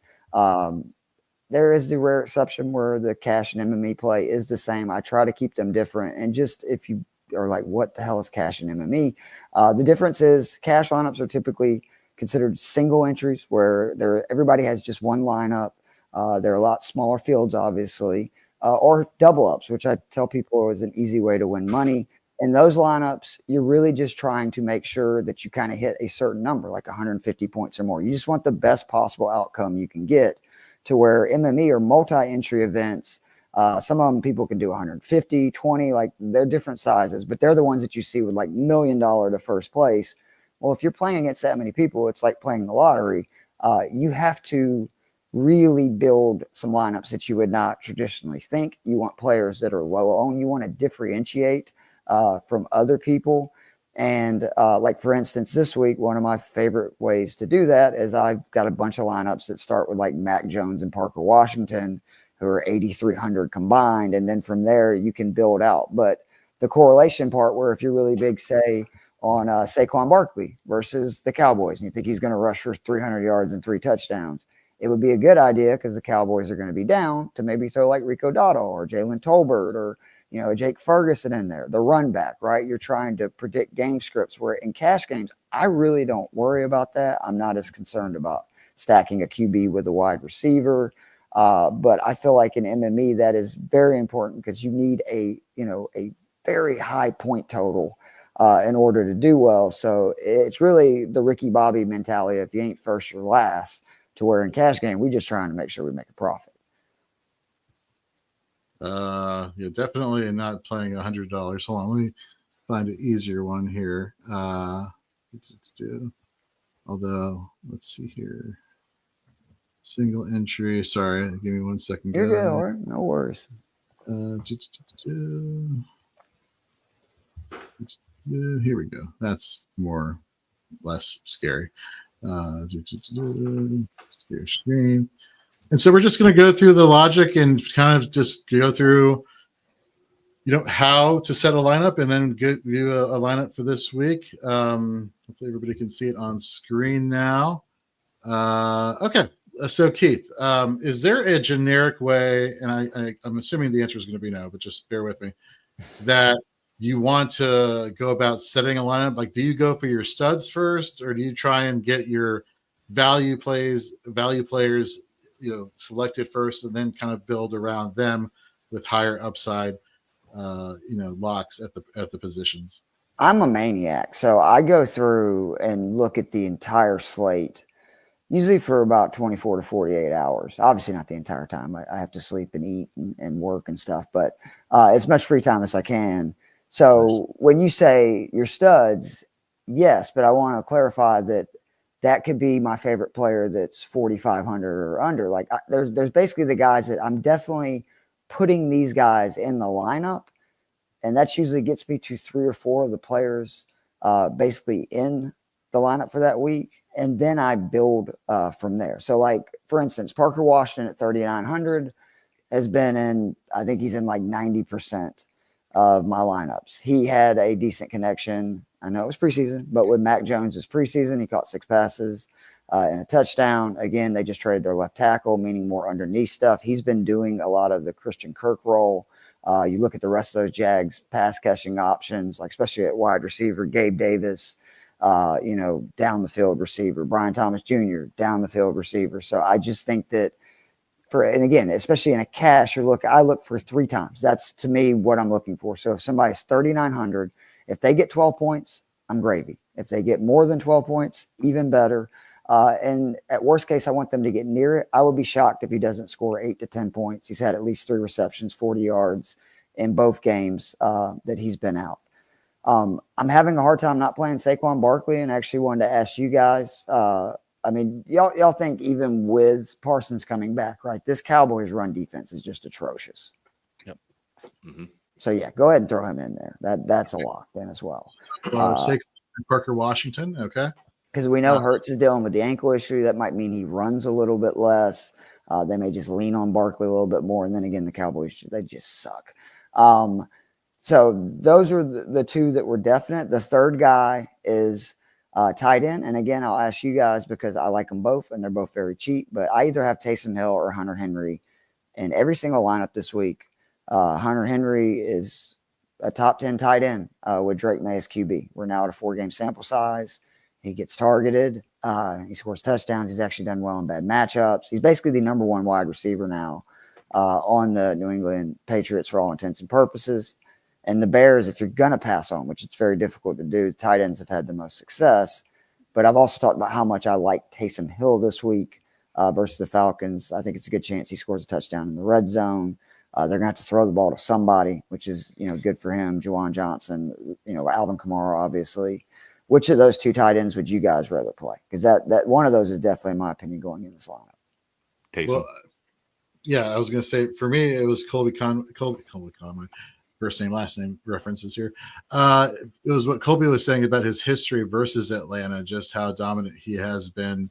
That would kind of make me lean Taysom's upside and fantasy output this week. But the lack of Jaquan Brisker is something to not take too lightly there for the tight end position for Hunter Henry. But it's kind of hard to ignore the rushing upside in the pass track history. I love it. Hill's in more lineups. That's why. But I do kind of like to talk these things out. So we can throw Taysom Hill in there. Okay. So let me throw a question back at you, Keith. You were saying the trust factor in what a team should do. And earlier you said that what Chicago should do against a poor run D like New England is to run the ball with DeAndre Swift. So if you're setting a lineup like this, granted, all signs point towards DeAndre Swift being a really solid play. The question is how much do you trust the full cash value of DeAndre Swift in the lineup versus Shane Waldron's football IQ of doing the right thing? How much do you want to gamble there? I don't think it's that big of a gamble because he's had at least 14 rush attempts Now I think it's 6 straight games. And the only reason the number went down considerably last week was because they just got boat raced from the get-go versus Arizona. And it actually makes me feel even more bullish about Swift this week. How They much ended is up catching 6 passes. He's only 60, I think 3 or 400, or maybe 65. He's right in that range, I know. I'll pull him up in just a second. Let's get a couple questions that we have in the YouTube Yeah, chat. sure. Preston Evans, what's going on, Preston? He says he has a must-win situation: Drake May or Kyler Murray. Man, I'd go Drake May. I think I would too. Dolby? Yeah, I think so. I'm looking here at what I'm looking at. It looks like the Jets have actually been amongst the worst in the league in fantasy points over the last couple of weeks to quarterbacks, but they dominated Stroud.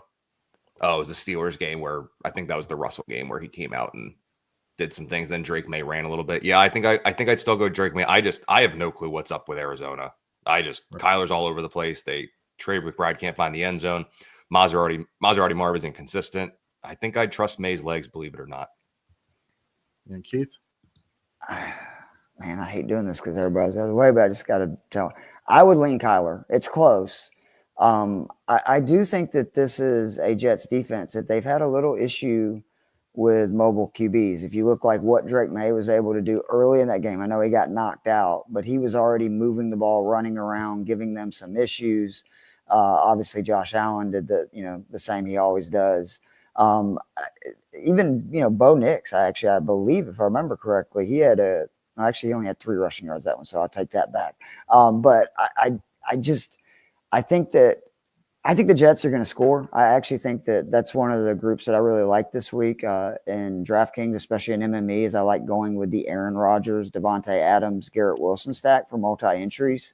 They're basically really condense that offense to where I think it's 55% of their passes the last 3 weeks are going to those 2 guys. And if the Jets get up big, that means the Cardinals are not going to be able to kind of lean on James Conner. It's more likely Kyler starts running around. And I think he has at least like 40, 50 rushing yards. It's very close, though. And I do think Kyler has more of a chance to have a huge game than Drake May does, just because I do think Chicago's defense is legit. I'm not sure if I can, exactly say the same for the Jets. And Nate, what are your thoughts with this one? Yeah, man. I hate the fact that they're all must win. Every game's a must win. I get it. But at the same time, it is must win. And when you're in week 10, especially if you're looking for Kyler, makes me feel safer. Like, I know that if I had to actually make the decision, I would probably click Kyler in my lineup. But I want to say Drake May. As much as I realize that Kyler should be better, that should is in all cap in Helvetica form as well. And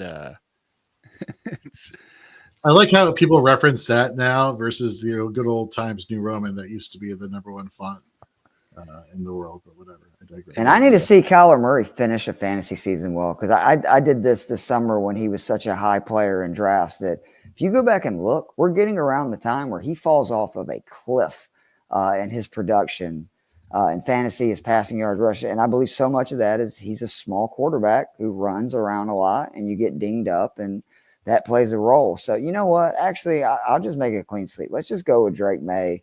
Again, 8 points per game. You're going to get 8 points no matter what, just with his legs, if the last 4 games are any indication. And I don't really like what I've seen from Ramondre Stevenson. It's actually better to run on the Chicago Bears. So I think that means that you're going to see Drake May have a big rushing day. And then if he can throw a passing touchdown or 2 in there, here we go. Preston Evans with the Patriots econ must be happy. I'm sorry, who was that? Was that Colby that was about to say something? Or no? Nope. Mm-mm. Okay. All right, let's go to the next question here. Thanks, Preston, for tuning in. 305_cubes. Gotta tell me what that is. Dynasty PPR start 2. CeeDee Lamb. I hate saying Mazda because I love my Mazda, but Maserati Marv, George Pickens, or Drake London. PPR, Lamb, London. Anybody disagree? I will stick up for Harrison Jr., which I hate doing because I was somebody actually said that he might be the third best wide receiver in this class this summer. But if you look at his recent struggles, they're versus defenses that run zone at the highest rates in the NFL. His matchup this week is a team that runs man at one of the higher rates in the NFL. All of his big games have came against heavy man defenses.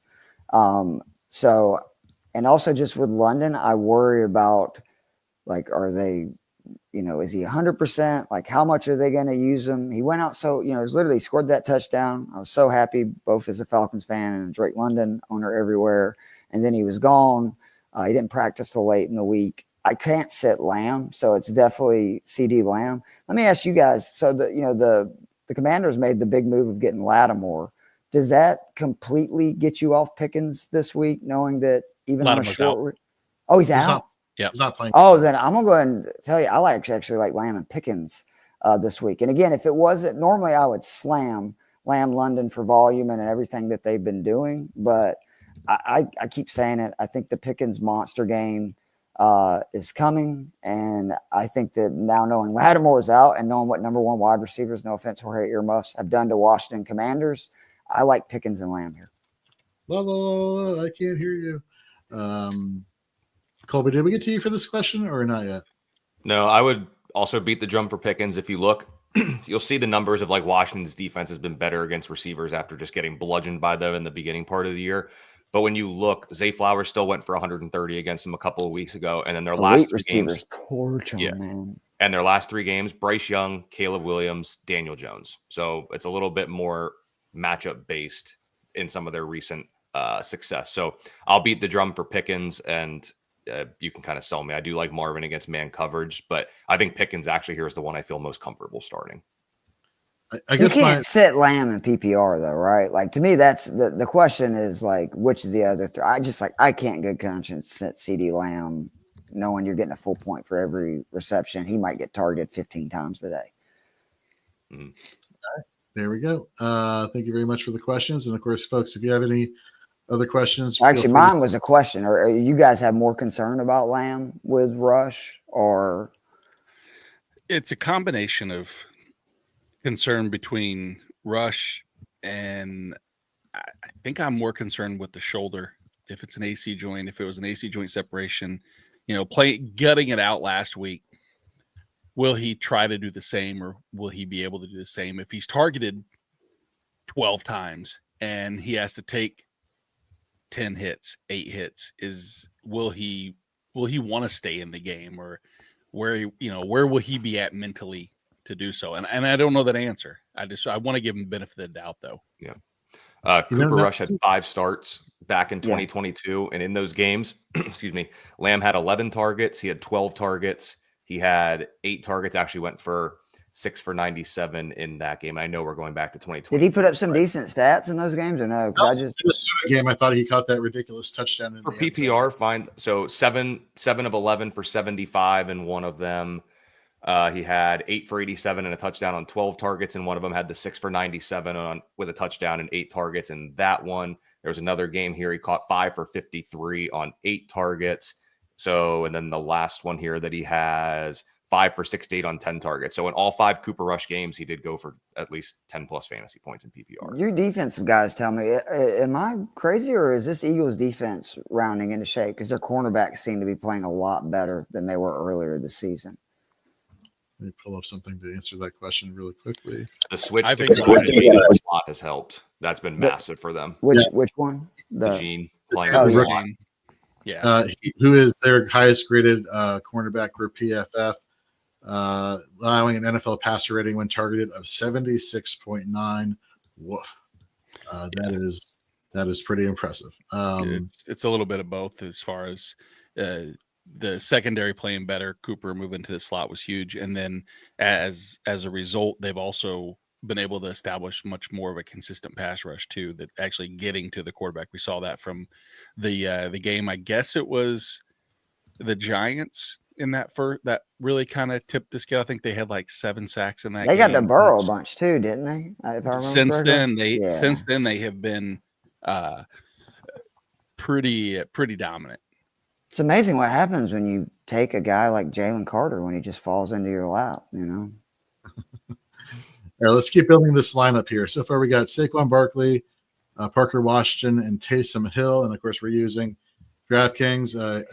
Keith mentioned So what, we were talking about Swift. You can go ahead and throw him in there because for me, he's 6,500. I do think that, again, Chicago, like, you look at his rush attempts he's got anyway. I think this could be the game. He scored 20 points or more in 4 or 5 and at least 14 in all 5 of those.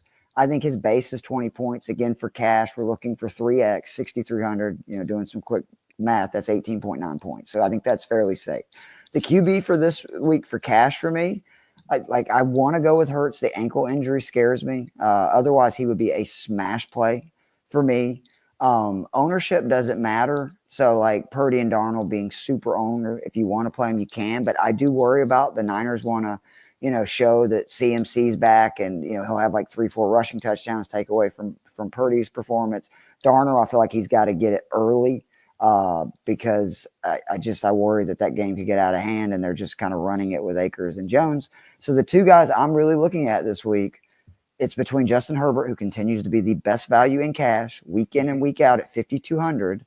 The thing is, though, if I'm playing Herbert, I'm either running him naked because I don't know like which wide receiver it's going to be, and in cash, I just can't take that risk, or I'm running him with J.K. Dobbins to the point that we're talking about. If you like Herbert, you think the Chargers are going to win, you just basically take Herbert and whatever points you get, from the pass catcher that goes off, and then just rely on Dobbins having a good game. Or again, I like Aaron Rodgers and then stacking him for cash with Garrett Wilson, which is the other option, because I think he is very underpriced as well. Because if you look what he's done since they made the trade for Adams, again, it's not monster fantasy numbers, but we're talking about price and point totals. And with him being under 6K and, scoring 18 points or more basically every week since they've been there, I think that's a very safe move, especially versus the Arizona team that blitzes at one of the highest rates in the NFL, over 40% of the time. Last week versus the blitz, he was 8 of 12, 100 yards, 2 touchdowns. That is the benefit of having 2 wide receivers that can get open and smoke dudes in one-on-one coverage. So those are kind of the 2 options. I'm good with y'all talking me through either one of them, but that would kind of be the next piece of this offense is I would either go Herbert naked, Herbert with Dobbins, or I would go Rodgers with Wilson. I would go Herbert. Yeah. And I don't disagree. I had Aaron Rodgers queued up as far as the person who I was going to ask Keith about is in how many of his lineups he's in, just because a bunch. The progression that he's made. I have him really highly, like from a fantasy standpoint, I have him higher than I've had him all year. A lot of that has to do with the damn near 50-point total of the game and his resurgence against, like Keith just said, when he's facing the heavy blitz. But I think Herbert is probably the safer if you're looking at a cash. This is why you guys, especially Jorge, Nate will say this too at times. I don't know what I'm doing. You guys do know what you're doing, and it's proving that you're learning more and more each week at this stuff. Because Herbert, I wrote this in my article that you can find on Fantasy and Frames. He is the 21st most expensive QB on the slate. He is averaging the 7th most points per game over his last 3 of any QB on the slate. That is the definition of value. That is the kind of things that I look for in cash game lineups. So I agree. Do you guys want to run him with Dobbins or run him naked? Because I like my cash game lineup slightly more without Dobbins in it, but I am okay with, doubling it up if you want to and going with Herbert Dobbins. Let's diversify our bonds and let's go with Justin Herbert here. Unless Colby, you have just run him naked. I like it. Yeah, I would probably run Herbert naked because when you look at wide receivers, you can still have guys like money's not really going to be a factor for us, to be honest, right now. Like there's enough on the board. Like you can go Debo, you can pick your poison between Downs and Shakir, because I think you're going to want one of them this week, especially in cash. And you still have money. Like if we just talked about Aaron Rodgers, you're going to have enough for your pick of Garrett Wilson or Devontae Adams. Like with 22-1 left, let's just put an average of 3 on the defense. So you got about 19 grand. We're going cheaper than that. I don't ever put 3 in a cash lineup, Colby. So we'll be going cheaper than that. So, but even if you keep the 3, you're looking at 19-1. You go 7 for a Garrett Wilson type. You still have 12 for your other 2 spots. Like you're looking, and if you have a little bit to play over, you have a Mooney and Downs as your 2 receivers, and it comes down to a flex or Mooney Shakir or whatever you want to do. So money's not really going to be an issue for here. So I think you go Herbert naked, and then we start kind of looking where we're going to go from there. I love it. All right. Are you guys okay? Well, let's just go ahead and add Garrett Wilson, because I think that, again, you look at what he's done. His numbers versus the blitz are good. His numbers versus man are good. I think he's a very safe play. If you want to talk me into Adams, we can, but it's actually been the opposite of kind of what I expected. Like his targets, yes, have gone down, but his fantasy value, I think, has gone up in production, like having Devontae Adams there to take attention off of him. Well, go back to what you said about Herbert. Like you look there at Wilson, he was what, the 6th highest receiver price-wise, but he's the PPR wide receiver 3 over the last 3 weeks and has only gotten better with Adams. So I think we're gaining value there with Wilson. So I would lean him. We got some breaking news right now. Shakalaka. Daniel Jones still sucks. 6 for 14, 54 yards, and an interception in Germany right now in the second quarter. Holy crap. I hate that there's video from 2 years ago of me saying, I still believe in Daniel Jones after last year, that season. And you can find that if you want to have a good laugh. You name the other guy that I want to go ahead and throw in here because I think he's a lock in most of my cash lineups. Khalil Shakir. Yeah. All right. What do we know about their opponent this week? They play zone at a ridiculous rate. And again, Indy, as of late, has been a team that it's very, I shouldn't say very difficult. It has not been as easy to run the ball on, but man, you can just throw on them left and right. Khalil Shakir, the difference in the man zone splits are outrageous. 22% win rate versus man, 66 versus zone. This is the one where I'm all over it. Target rate, 8% versus man. His target rate is nearly 30% versus zone. They are using him, if you look at his ADOT over the last few weeks, as an extension of the run game as well, which again, if they have issues running the ball, I promise you, Joe Brady likes to kind of move the ball slowly down the field. He will end up, basically just using Shakir as long handoffs, throwing little short passes. So I love him. And again, his target separation versus man, 1.00, 3.14 versus zone. Like he is just one of the best wide receivers in football versus zone. So I think he needs to be in there. Right, so we get to our next one. Yeah. No, you're good. Throw in another comment here from G6. Hey guys, what's going on, G6? Who do we like most, Waddle, Pickens, or Najee? I like Pickens. I do too. I will make a case for Harris if it's non-PPR. Yeah, exactly. G6, is this PPR, half PPR, or non-PPR? Let us know in the chat, and that'll kind of help us decide. Because I think we're all out on Waddle because it's just not. Well, I mean, if Tyreek doesn't play, I wouldn't say that I hate Waddle this week. I'm overall, not waiting until Monday been night. Can't wait till completely Monday. agree. He is the bane of my existence. So overall, I would have, I think, one of the best Scott Fishbowl rosters anywhere if my 6th pick was not Jalen Waddle. So if I think it's I lean Najee. Go Najee.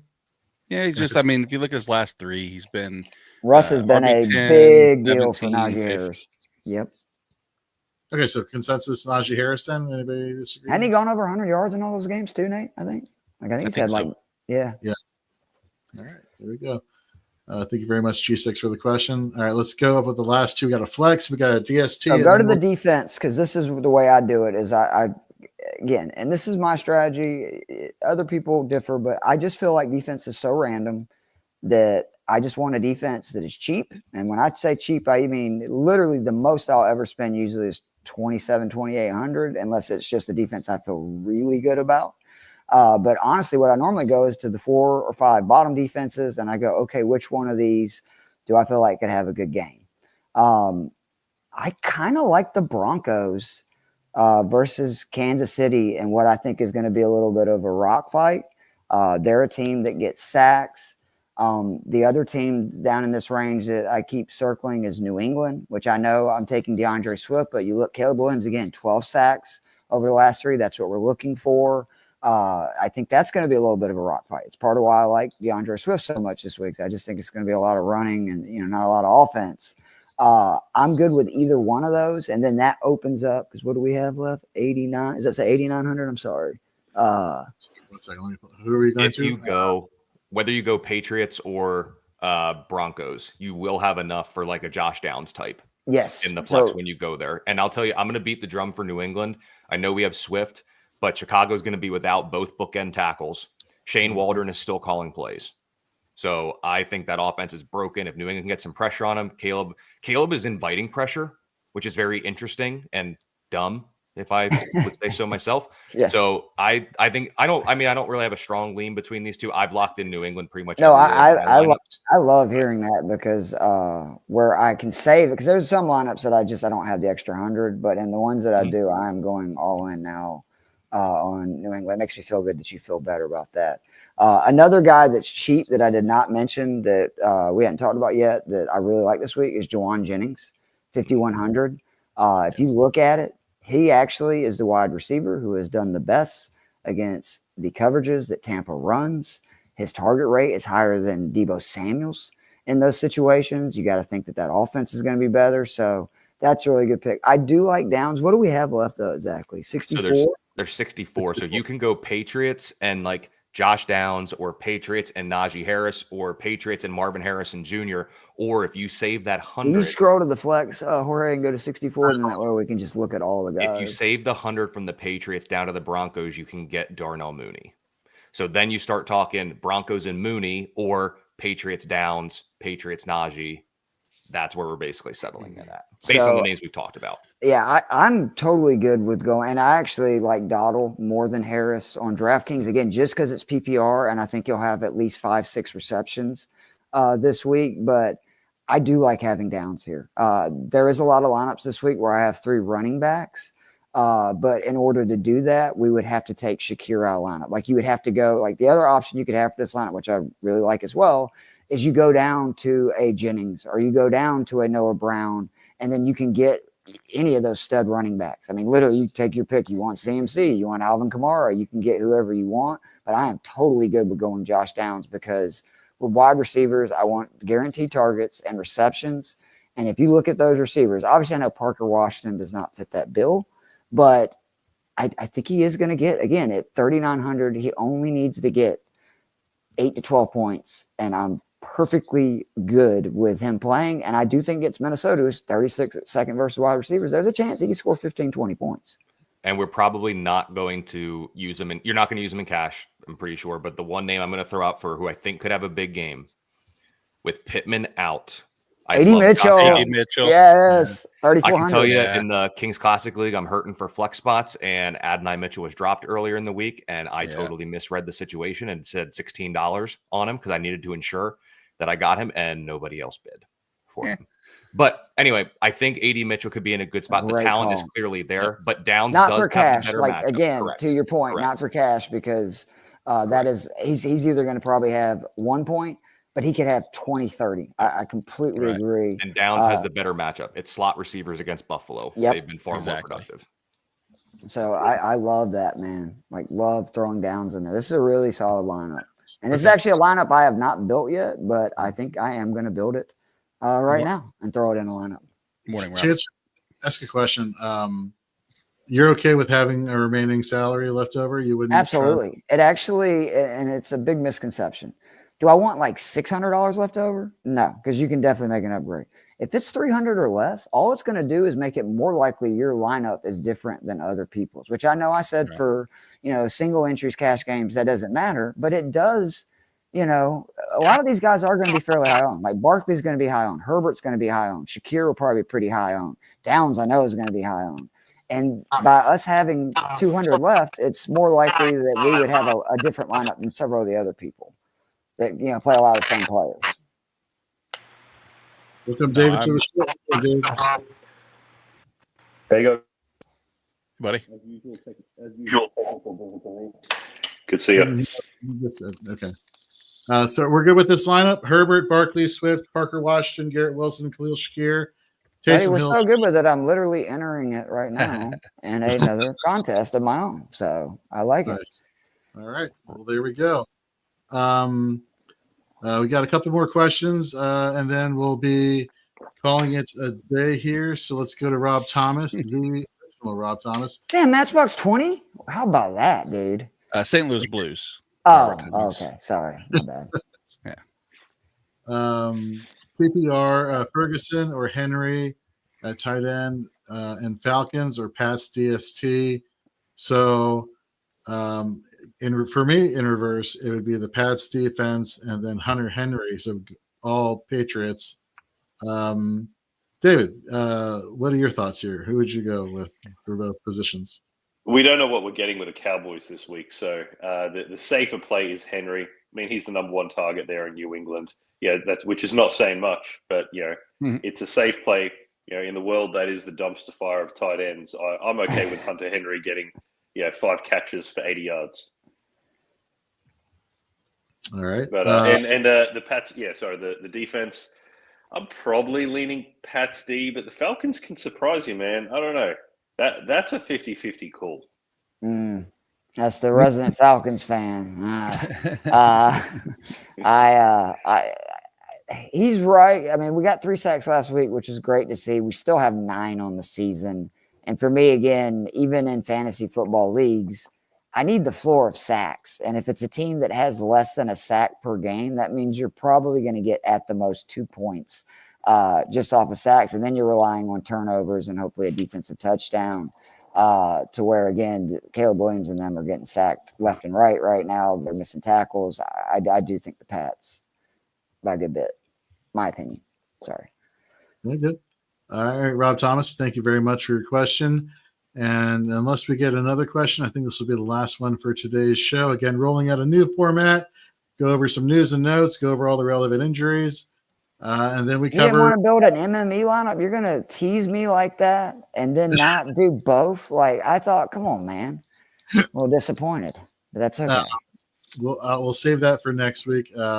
Do start sit questions, and then we'll do a DFS lineup, and that'll kind of be our show going forward. So, to answer Tootsie Pops 6's question here, I see my favorite people. You are too kind.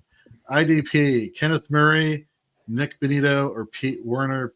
For me, it's Pete Werner. He has been on a hot streak since coming back off of injury.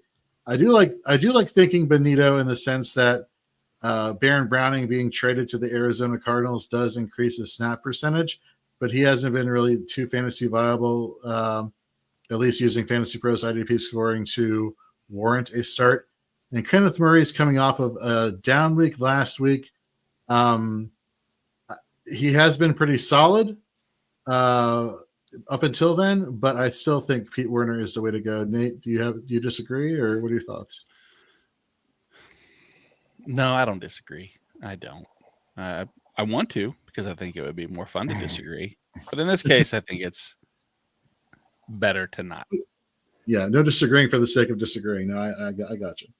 All right, folks. Well, that's going to wrap up the Fantasy Frames, the Fantasy Football Kickoff Show. Want to thank Colby Conway for jumping on, Keith Fleming, as always, Dave Ibrahim, Nate Markham.